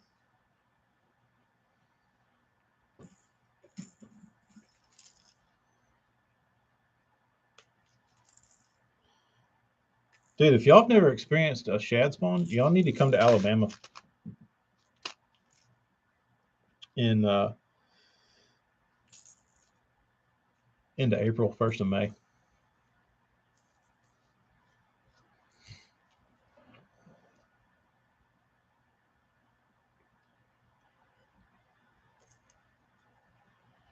Oh yeah, that's what's weird about those bluebacks. Those bluebacks really spawn early. I think those bluebacks spawn in like February, like when it's still cold, which is really weird.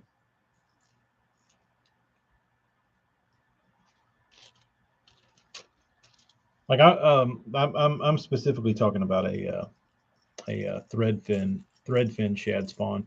The interesting thing about the threadfin shad spawning is that is that uh,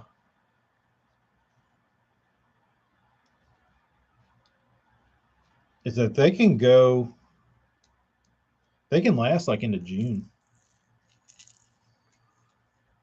Um, they just move out closer and closer towards the river.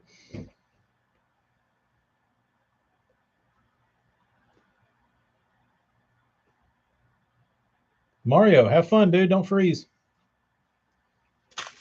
Don't freeze.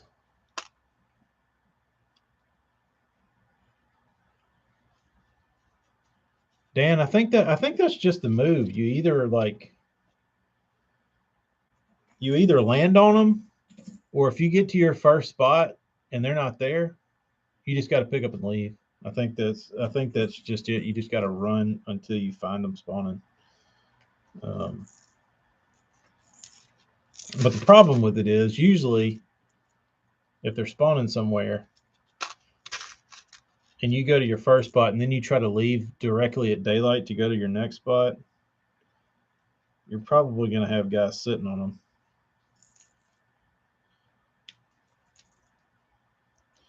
And then you just got to watch them sit there and yank.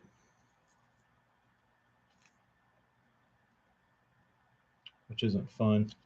I luckily have never, I've never had to deal with a tournament.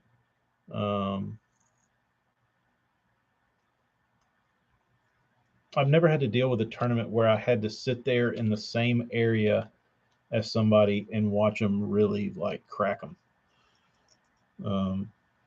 Like I've been around guys catch like a 3-pounder or something, but I've never really been in the same area as somebody and watched them like catch 20 pounds or something. Maybe that says something about my areas.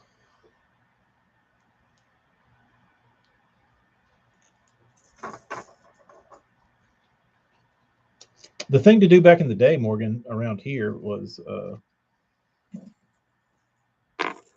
if you had a if you had a shad spawn tournament coming up on Friday, you go to the river and you just get in whatever area you want to go to, and you find some green trees that are hanging close to the water, and you take your sawzall out of your boat compartment and you just trim you a few limbs to where they touch down in the water, and you go back the next morning and the feed bags are on. But right before I moved to Texas, some dickhead went through this creek that we were fishing, and it wasn't me, but somebody. We had planned on fishing in this area, and somebody went through there with a chainsaw and literally cut like whole trees down. Well, the tournament director catches wind of it, and he's like, you're going to be banned for life if I figure out who cut these damn trees down. And I mean, people have been doing it for years. It was not like something new where you cut down trees to like catch fish in during the shad spawn. But that dude took it too far and like cut them down at the trunk and like downed giant trees, which he could have done the same thing, just cutting like little limbs off of it. But after that, it was a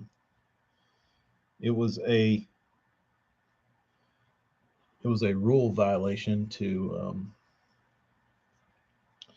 do any tree trimming. So, and then other guys got really smart and they said, I'm not going to cut the tree. I'm going to take a weight and I'm going to attach it to the limb and a piece of rope, and I'm going to pull the tree down into the water without actually cutting it. Bass anglers are smart guys.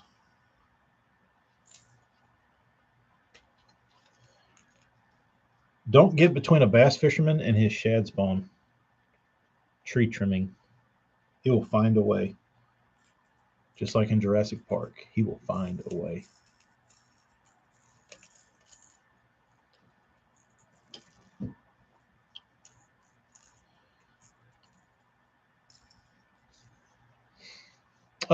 Travis, yeah, they usually spawn. They usually spawn from late April, sometimes into the first part of June. So what happens is in late April, you'll see them start spawning in the very, very back ends of creeks, in like the shallowest water. And then as the year goes on, they'll move farther out, and then in June you can sometimes catch a short windowed shad spawn out in the river, which is really fun. But you just kind of check it. Sometimes you're just out there and you're like, man, the shad spawn's done and it's June, and then you pull up to a tree and they're flipping in it. Well, here we go. Here we go.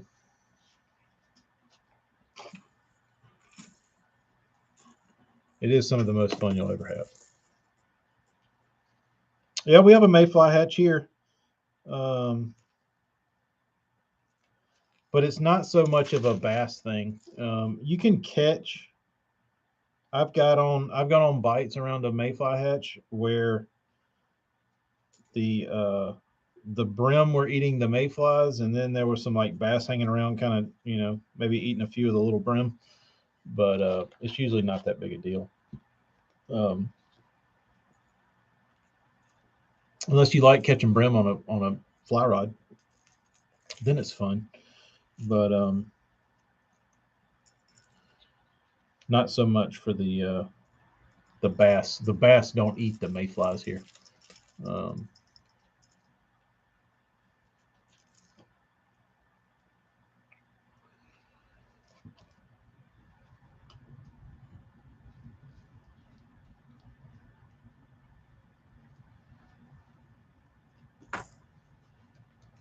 Unfortunately.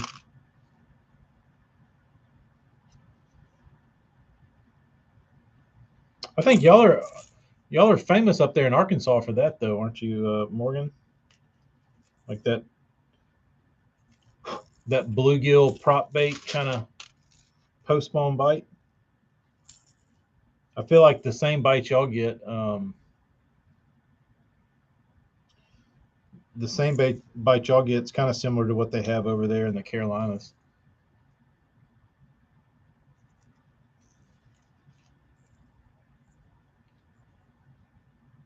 Dennis, do the bass actually eat the mayflies, or do they eat the fish that are eating the mayflies?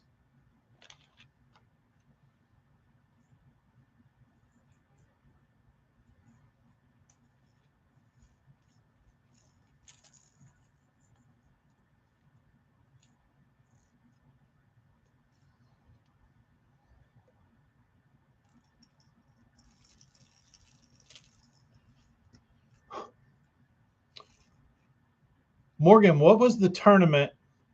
I can't remember. It was early 2000s, I believe, which is probably my favorite. I won't say my favorite, but I really enjoy that era of Bassmasters. Um, I really like it. Um, but where were they, on like Lake Wachita or something, where the co-angler, got up on stage and talks about his chicken feathers on his top water, and then the next day, like, everybody heard him, and they went and put feathers on their top waters and started catching them. What tournament was that?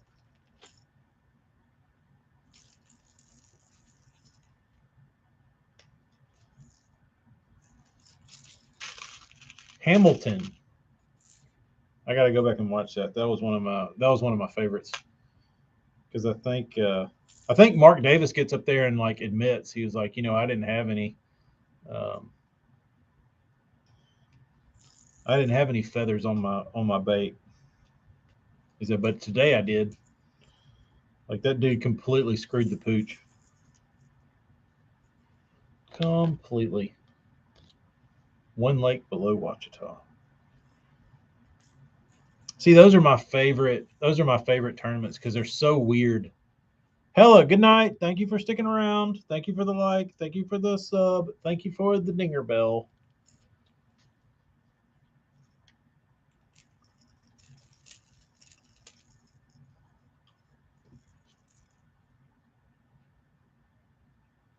What's old Mark Davis been doing? Anybody heard from him?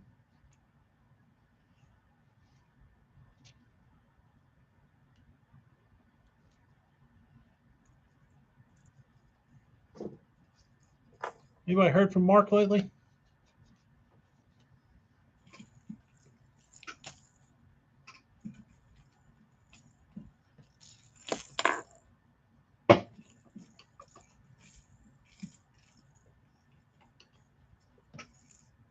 I need to give old Mark a buzz. You know what was really disheartening is when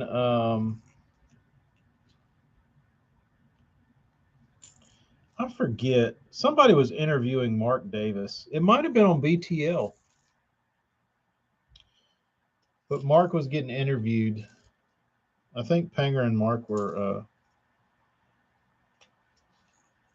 Panger and Mark Jeffries were interviewing uh, Mark Davis, and they were asking him about his signature model flat A. And I believe he said he didn't even have any anymore. And that was really heartbreaking to me that the man that had his name on a flat A at this point in his career didn't even own one. Like, how's that even possible?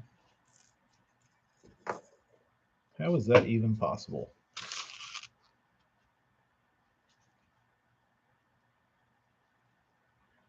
Like, they must have been sending him cases of them at the time.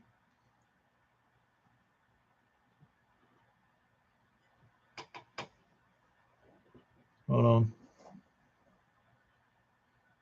Travis, no, it'll be terrible.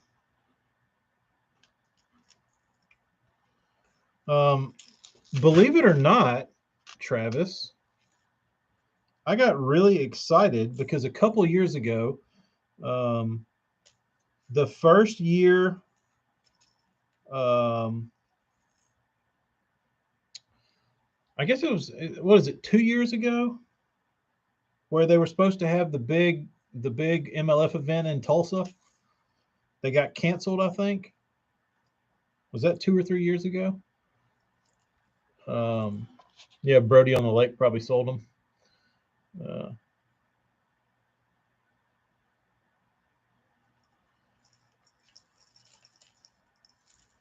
did you talk to him, Morgan? Oh, but anyway, Travis, uh, MLF was hosting their big wannabe Bassmaster Classic in Tulsa, and I get an email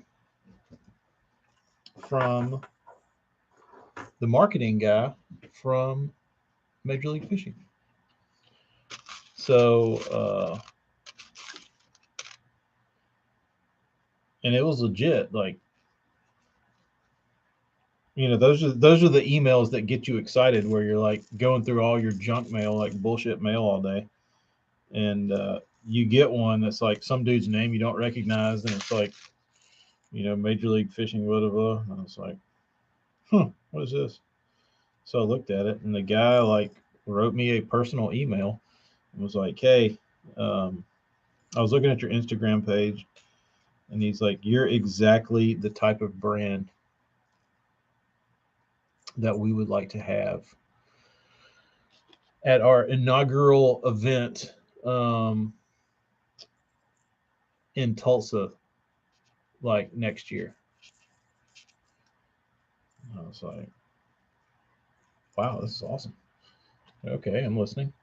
And he's like, I've included like, the layout, or like they basically had this whole like program written up that tells you like about like the demographics, how many people they expected to be there, who the consumer was, what their purchasing habits were, like what their ages all were, like their demographic was, they had it to a T who their demographic was. And they laid it out. And they said they work a they work a 65 to $85,000 job a year. They're two-family income. They are typically have two kids. Like, it was really, really interesting. So I thought this guy was like, extending the olive branch like, hey, you're such a cool brand. You know, we'll if you come, you can have a booth. We just want you here. Because that's kind of how I read it, was that if we could have you here, um, you know, we just want people like you here. And I was like, great, blah blah blah blah blah. A couple emails go back and forth, and then he gets down to business, and he's like, here's the cost sheet for booths. And I think the shittiest booth was like 2 G's. And I was like, yeah, I'm not there yet, bro. I'm not dropping 2 grand on this. Sorry. And but I was really disappointed. I really thought that he was gonna like just give me and I would have gone if he would have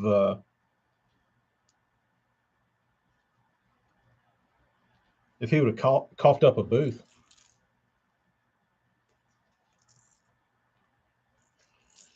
Which honestly wouldn't have cost him jack shit, because they could have given me some little shitty like corner of like middle of nowhere by the damn bathroom. Which actually the bathroom would probably be a pretty good spot. But because it was so new, because it was so new, I honestly thought they were just trying to recruit people just to show up. I really didn't think that they were trying to clip me for that much.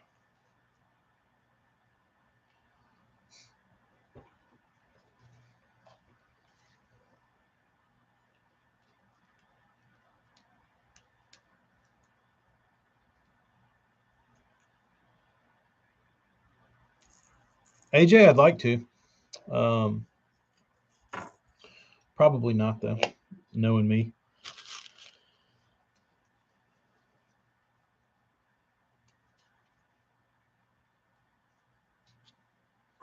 Knowing me.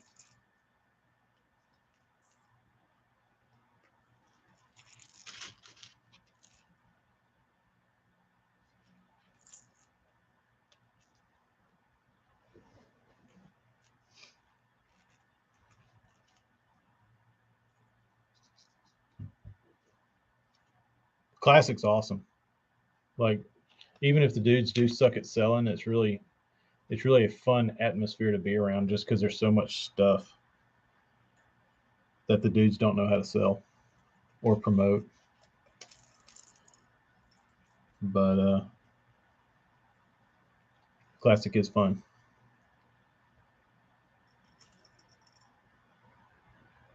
I'd like to go to Tulsa for a Classic, because I know the seems like that Tulsa crowd is really really hardcore. Um, I need to tap into that group.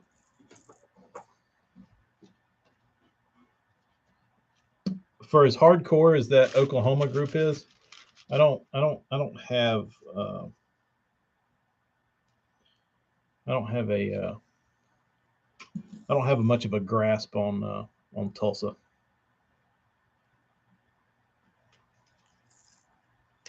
AJ, you got a strong following in Oklahoma?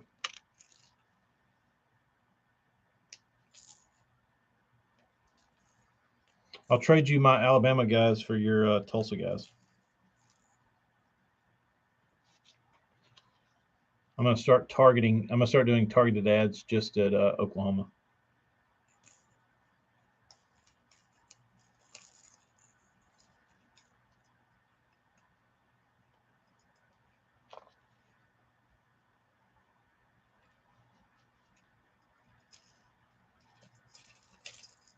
I've got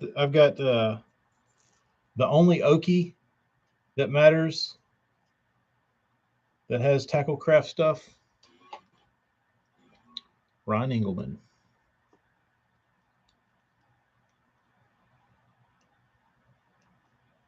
Y'all know him?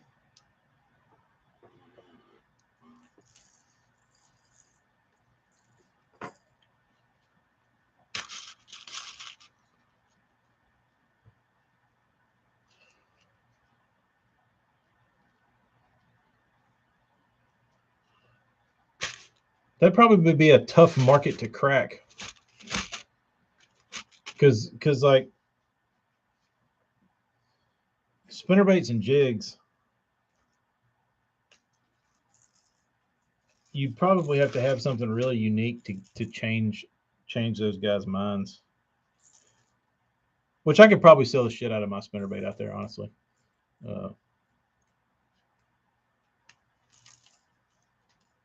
No, Panger's got some of my stuff.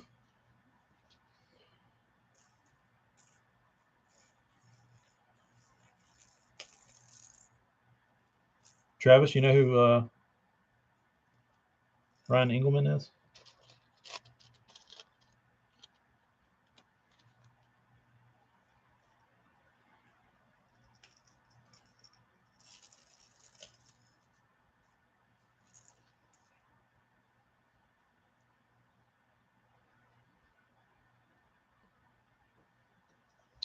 Morgan, thank you.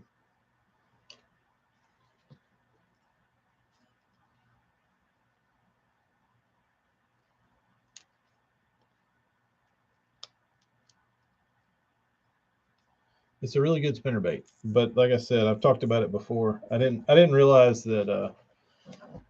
Like I got that spinnerbait just for me and my buddies. Like that's the whole point of me having it done was. I didn't really make them to like make any money off of them. I really like wanted to sell a few just to kind of pay for the mold and like having them made. But because in order to make any money selling spinnerbaits, like I probably needed to sell a week what my whole order was for like the first run of them. Like I probably ordered like 500 baits or something. And you know, if you're making a few bucks per spinnerbait, if I sold 500 and made $3 a bait, you'd be what, 1,500 bucks. Selling 500 of those a week seems like a lot.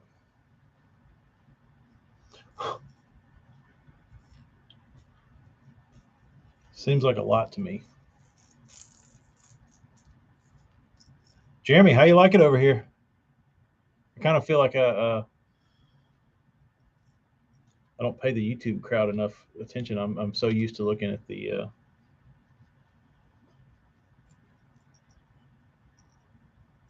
Instagram feed. Morgan, I sent Jason Christie a message back in the day and asked him how many Hank Parkers he used to throw, or how many Hank Parkers he had left over from his growing up days. He didn't respond.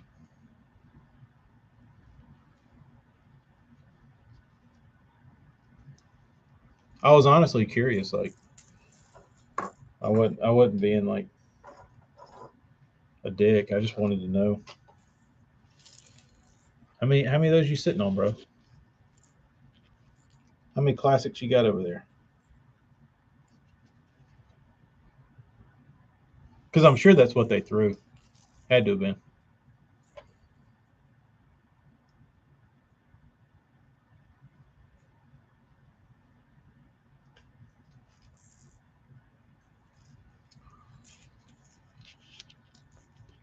AJ, you go. You're a Missouri guy. That's because you paint crawfish everything. You're like tailor made for the damn Ozarks. You get them guys. You got them wart crankers salivating.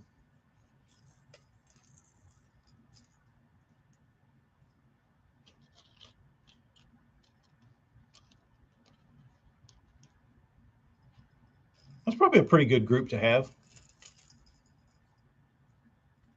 Jeremy likes seeing both walls.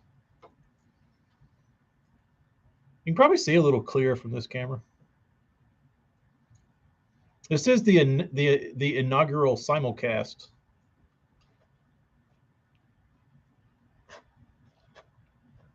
I don't hate it. It's just hard to follow.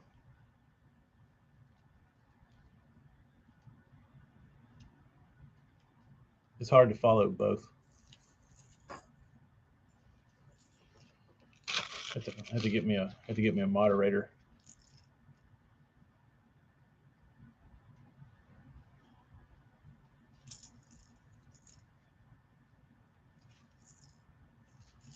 Damn, this is painful.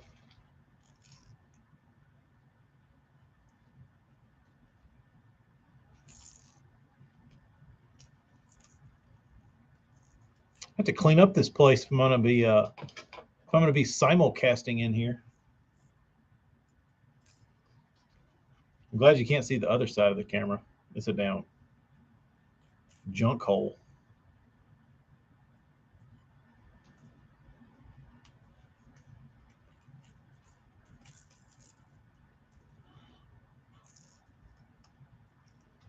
Travis, I don't. That's why I'm here at midnight.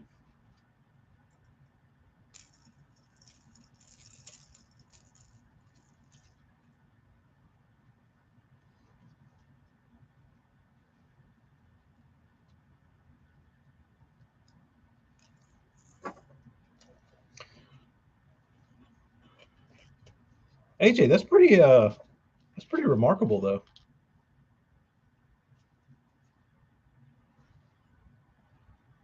I'm spread pretty thin. I mean, I'm spread out. I don't have like one generalized area that a lot of my stuff goes to.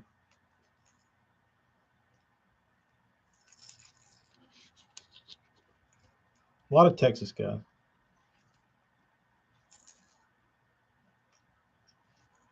Texas is a hard nut to crack, and I'll tell you why.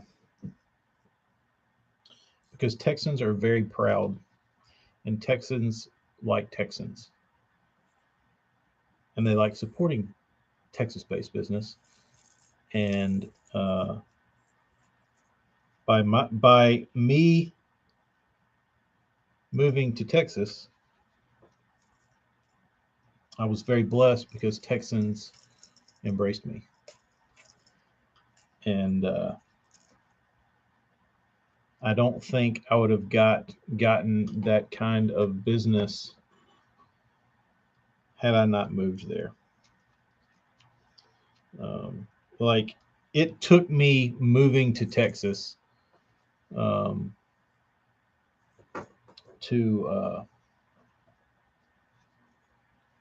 get like any bit of traction in Texas.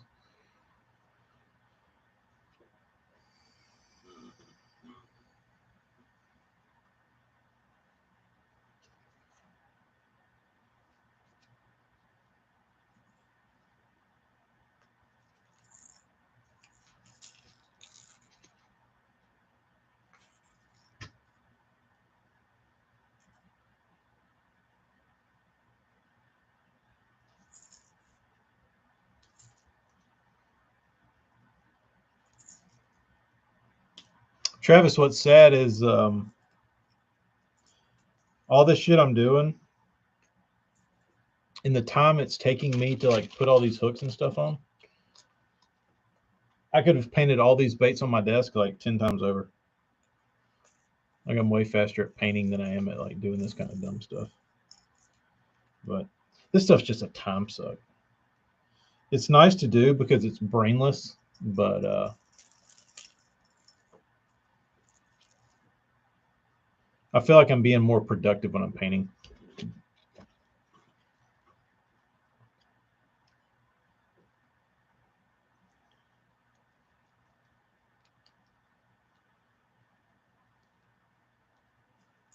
I'm trying to think. I really don't throw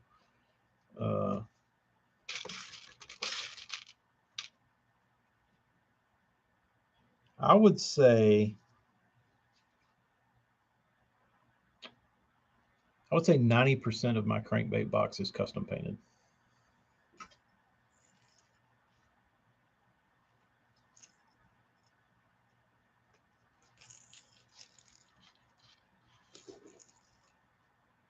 That's probably pretty accurate.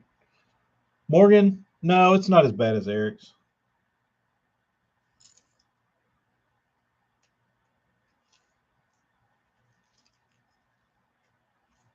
Not as bad as Eric's.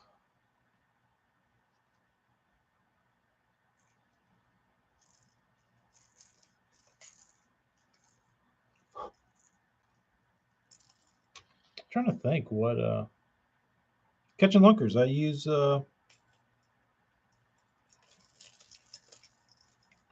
Zuron.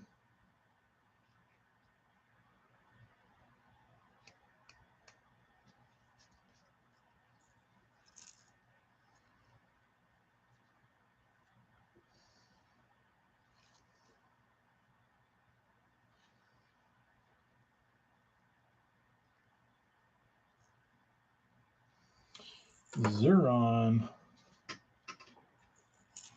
Damn, getting towards the end of the pile. This will be good. Then I can package these things up.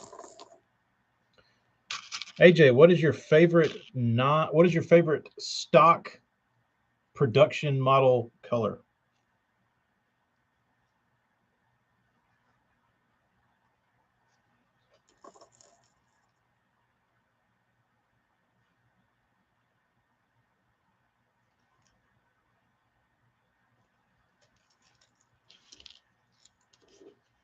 You gotta add some customs to your stuff, bro.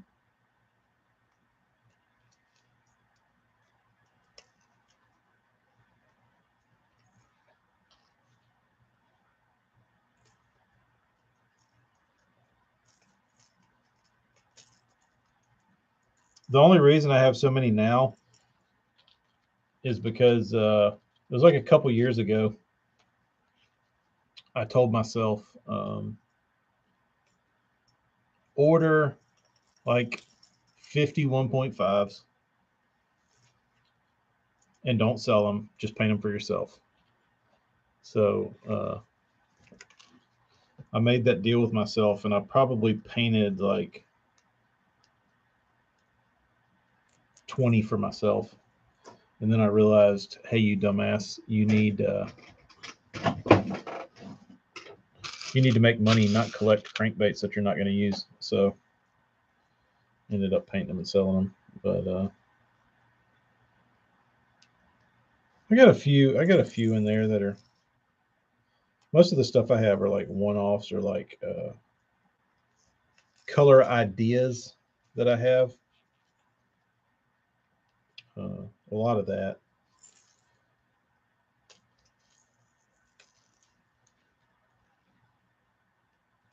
I'll tell you what my most productive crankbait was this year. Was the damn clear one with the glitter that me and Eric did. I caught a big bag on that. It's back in the fall.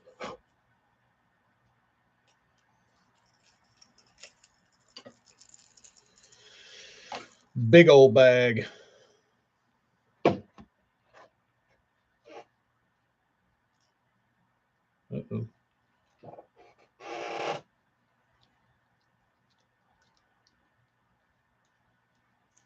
All right. Oh, you know what? I was supposed to go tune these baits.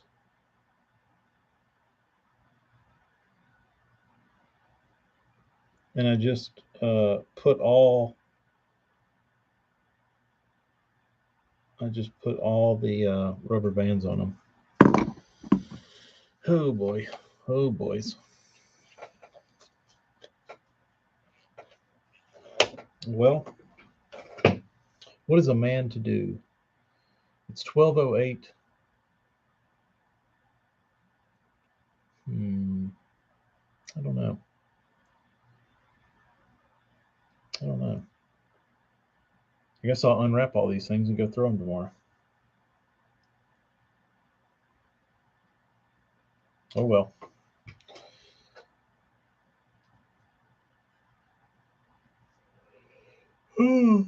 V38. I don't even want to wrap my head around that right now.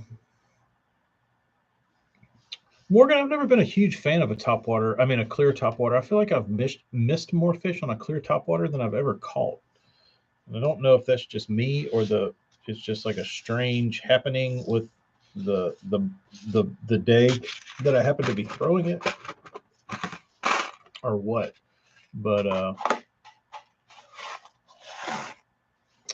no, Jeremy, I didn't. But I got enough of this stuff done that I can get these orders out tomorrow, and I'll be able to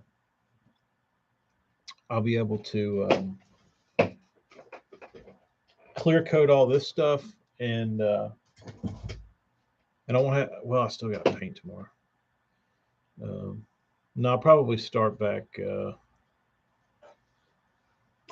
don't know. I guess I'll come back tomorrow night and do swim bait stuff. I've got maybe I can just work on it tomorrow afternoon. I've got 3 BGCs. I've got a paint and a psycho gill, and 3 crankbaits, 4 crankbaits, and 3 BGCs and psycho. Then I've got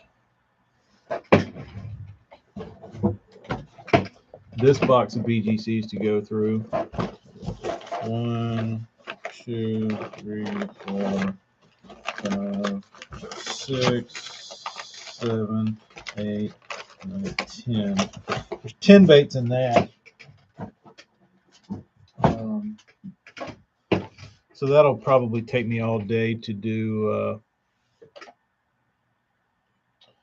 Tomorrow's Wednesday. Is it tomorrow Wednesday? Today, whatever. Yeah, today's Tuesday. So Wednesday, I'll get all this stuff cleared, get those other baits painted, get this stuff shipped and tuned, and then I can come back and work on swim baits tomorrow night, and then on Thursday, I'll paint those 10 BGCs and ship this stuff out. And then Friday, I'll be so damn rich after selling all this shit, I'll just take a day off and go fishing. I'll just relax in all my cash that I just made. All $400. Oh, man. It's good to be rich.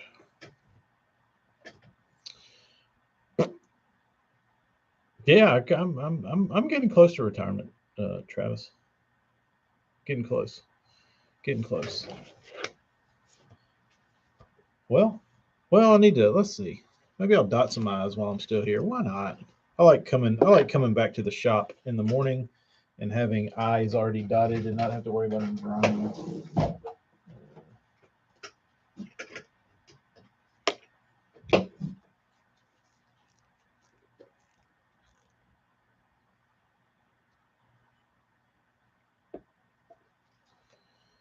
AJ's passing out the deals. AJ, where's the cheapest place to get DT6s?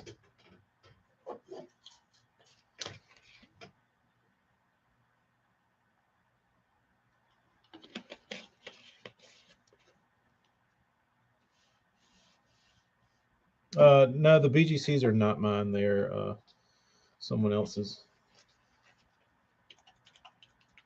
I don't own any.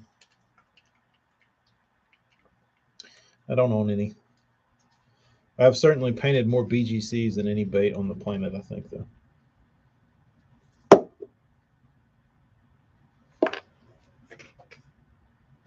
I think that goes without question.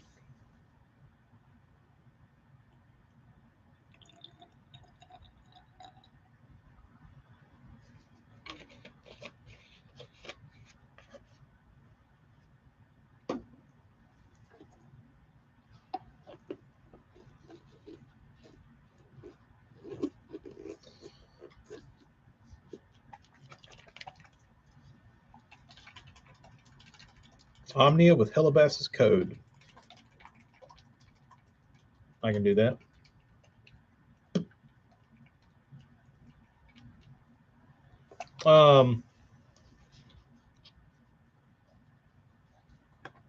My thoughts on BGCs are that Kevin makes a really nice bait, and they're very clean usually and very consistent. And he builds a nice bait. The only qualm I have sometimes is that you might catch a soft spot on a tail. I've had a few tails break on me. You see the discoloration? It's usually not a great mix on the resin. And I've been dicking around with the tails trying to paint them and had the tails break. But once you get the tail in it and get it glued in, it makes it pretty rigid. But Travis, we tried that, and it's their prices are inflated, so you don't get a discount. I think you might, if you were to buy the same baits on Tackle Warehouse, you would probably get like a 10% discount from that.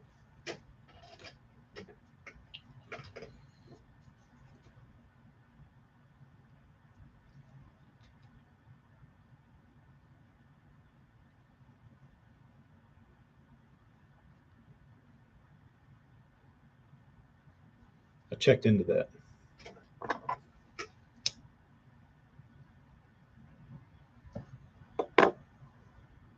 AC Shiner.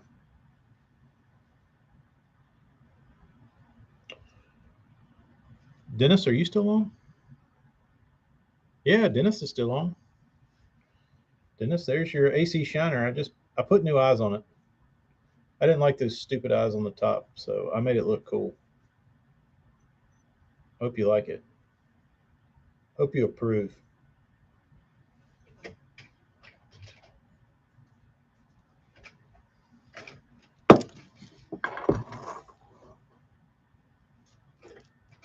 Don't fire me. Don't fire me for putting wild eyes on that thing.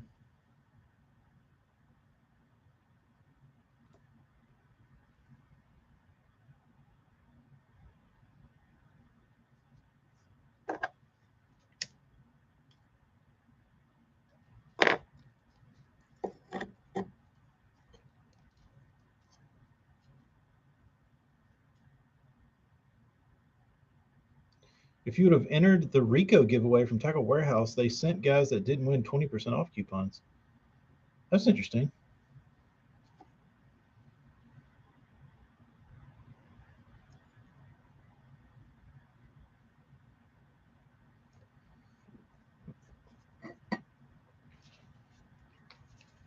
AJ, why don't you have a Cheap Bass promo code?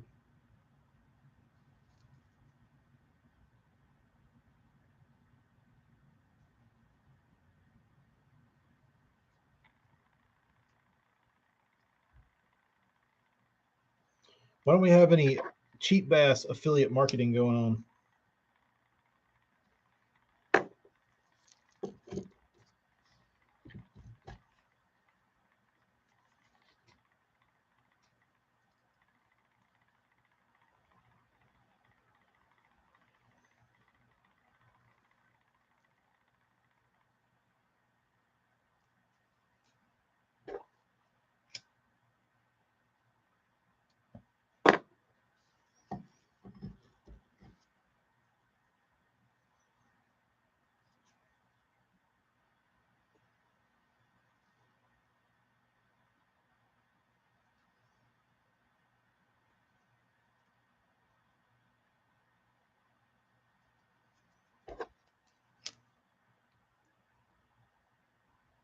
AJ, what's your master plan to make Cheap Bass spread like wildfire?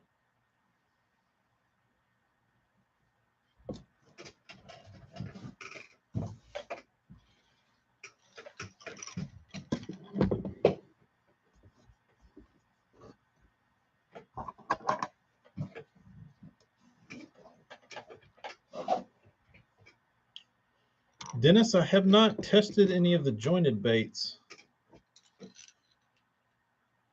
You mean actually go out and throw it?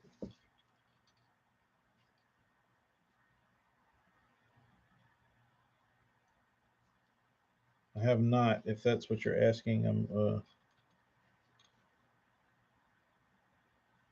I've been catching too many pickerel lately. I'm scared to test people's baits.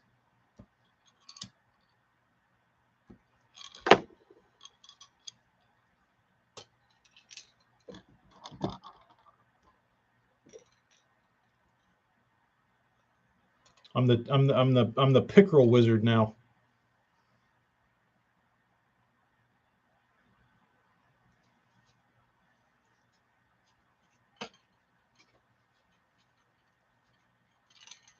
Go back in time, AJ, and not start the page at all.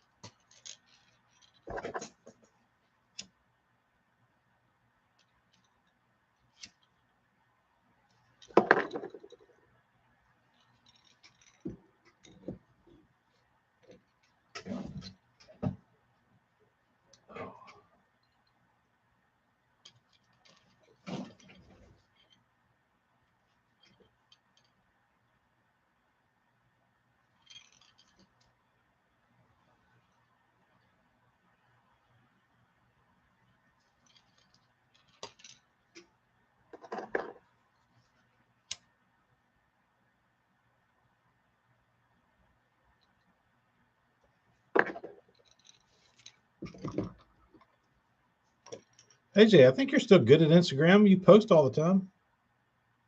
I don't even post anymore. I just go live and talk.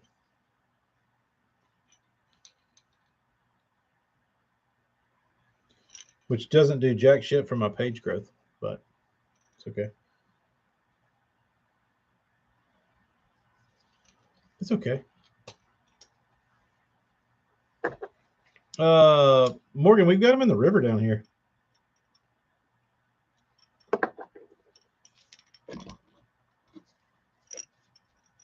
Good night, my sweet.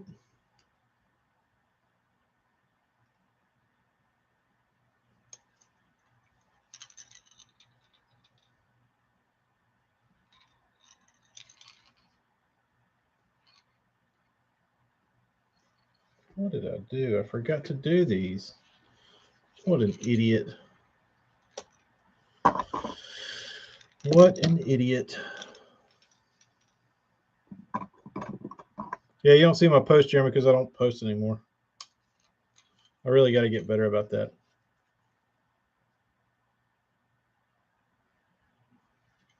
All right, Travis, thanks for staying up, man. I'm about to roll out of here. I got a few more I's to dot, and I will be donezo.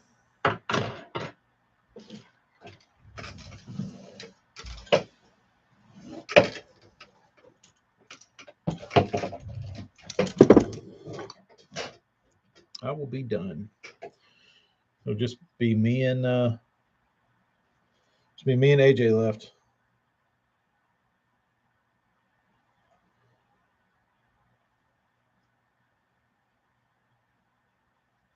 Have to wait on the rest of my West Coast brethren to come on.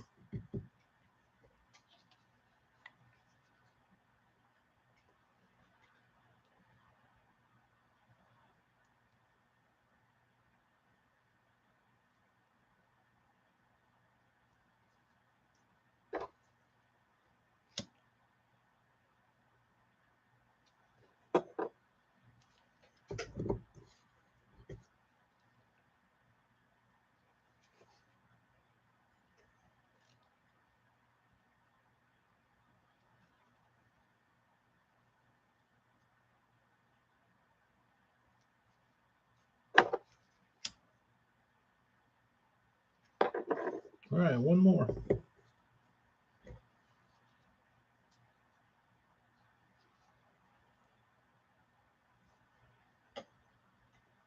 What are you sanding, AJ?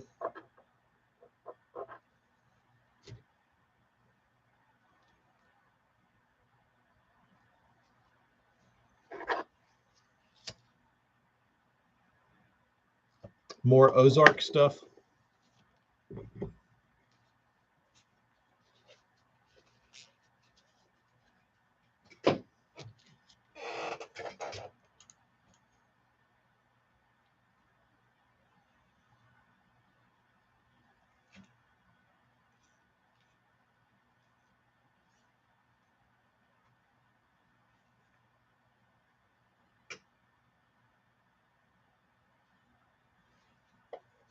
It's weird that camera looks white.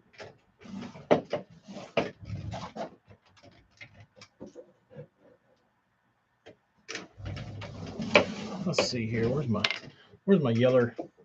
Where's my yeller?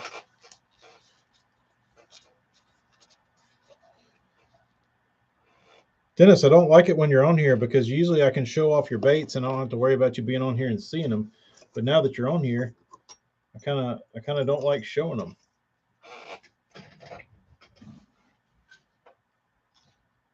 I kind of rather you just get them and see them, and that'd be it.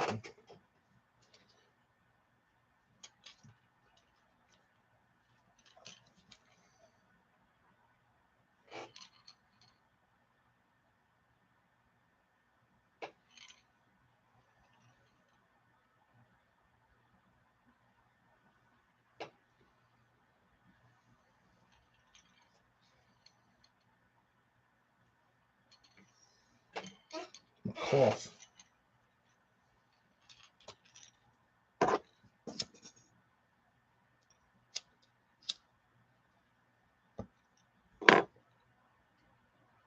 AJ, how many baits? AJ, is that a real question? Yes, Dwayne Beatty.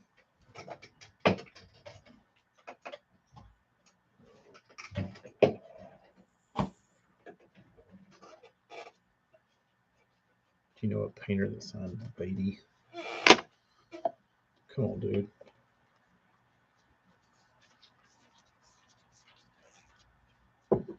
It's like Mario not knowing who Butch Brown was. Dwayne Beatty used to probably pump out more custom painted baits, I think, than anybody in the country.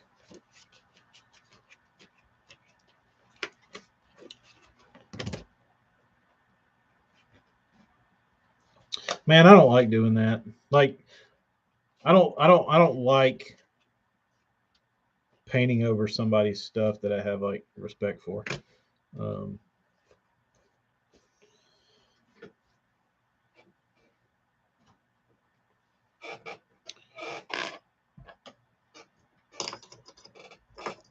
Like Dwayne can send me a picture of that bait, AJ, just out of curiosity, if you don't mind, or if you've already dicked it up, that's okay. I would like to know which one of his paint jobs you're doing a repaint of. But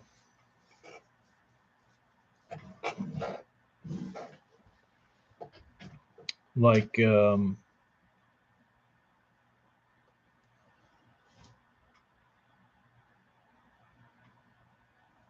somebody sent me one of John Pryor's baits to paint. That kind of like broke my heart a little bit because I have a huge deal of respect and admiration for John and the work that he does and has done. Like, he was the guy I always looked up to in the painting world. Of course, Casey, but John Pryor to me was the dude. I always called him the king of clean. Like, his baits his paint looked like it was like it had so much depth to it, and man, they all look spotless. I was a huge John Pryor fan. Still am.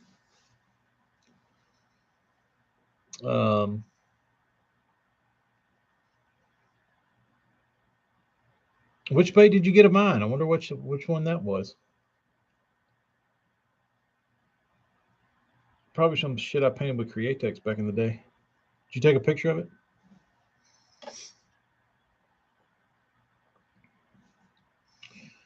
But he sent me the dude sent me a man's. It was what was the main bait? It's late. I'm drawing a blank. It was the one that was just filled with a million BBs.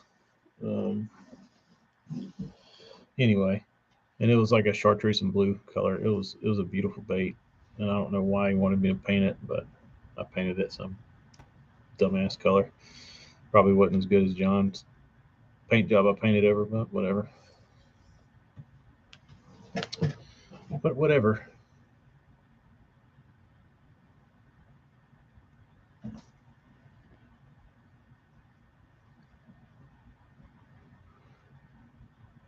It was probably AJ was probably KBS. It was probably KBS. Unfortunately, that KBS, it'll react to all kinds of stuff. Like you put it on the wrong plastic and that'll melt it.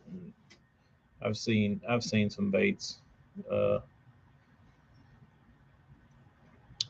clear coated in KBS that have had some very, very strange reactions.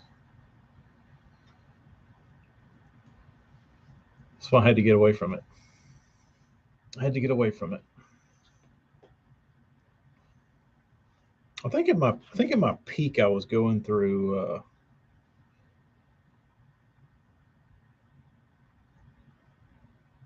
What's bigger, a quart or a pint?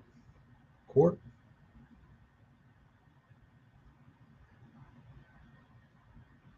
I was going through one of their big tins of it a week for a month. That was a pretty sub.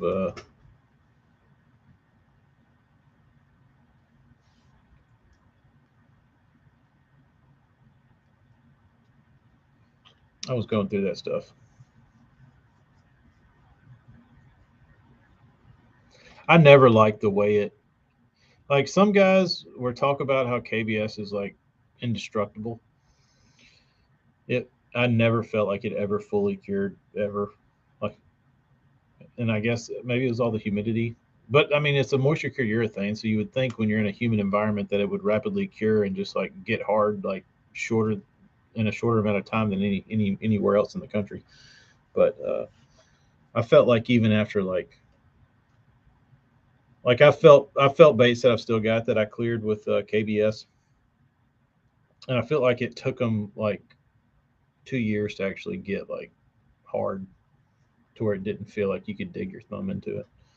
But some guys say they're like, oh yeah, it takes like a couple days and then you can like drive over it with your truck. But I never had that. I never had that experience. I must have been using a different product. But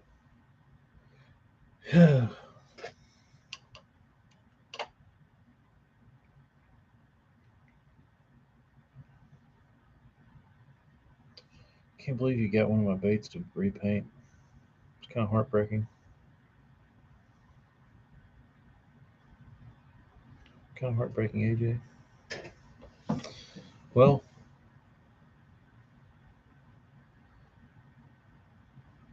what a what a what a low note to end the night on. Just kidding. Well, I guess I'm gonna go home and do this all over again.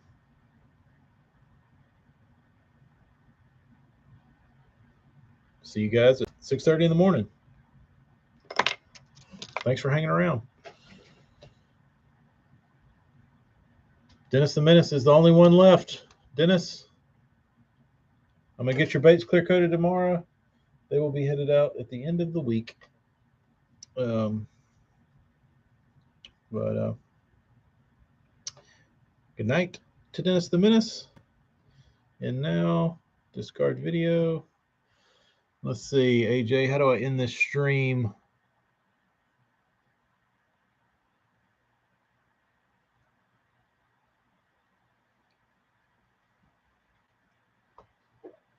I don't know. I actually had a guy sent me a message about a swim bait, and he's like, I've had really bad experiences having baits custom painted, and I wanted to ask him, tell me who all you've sent baits to, and I can tell you pretty much why you've had bad experiences. But I didn't ask. I'm still curious though. I'm curious. I'm curious as to. I'm who were the other 4 or 5 painters that he went to that he had bad experiences before he ended up at my doorstep, at my DM box. But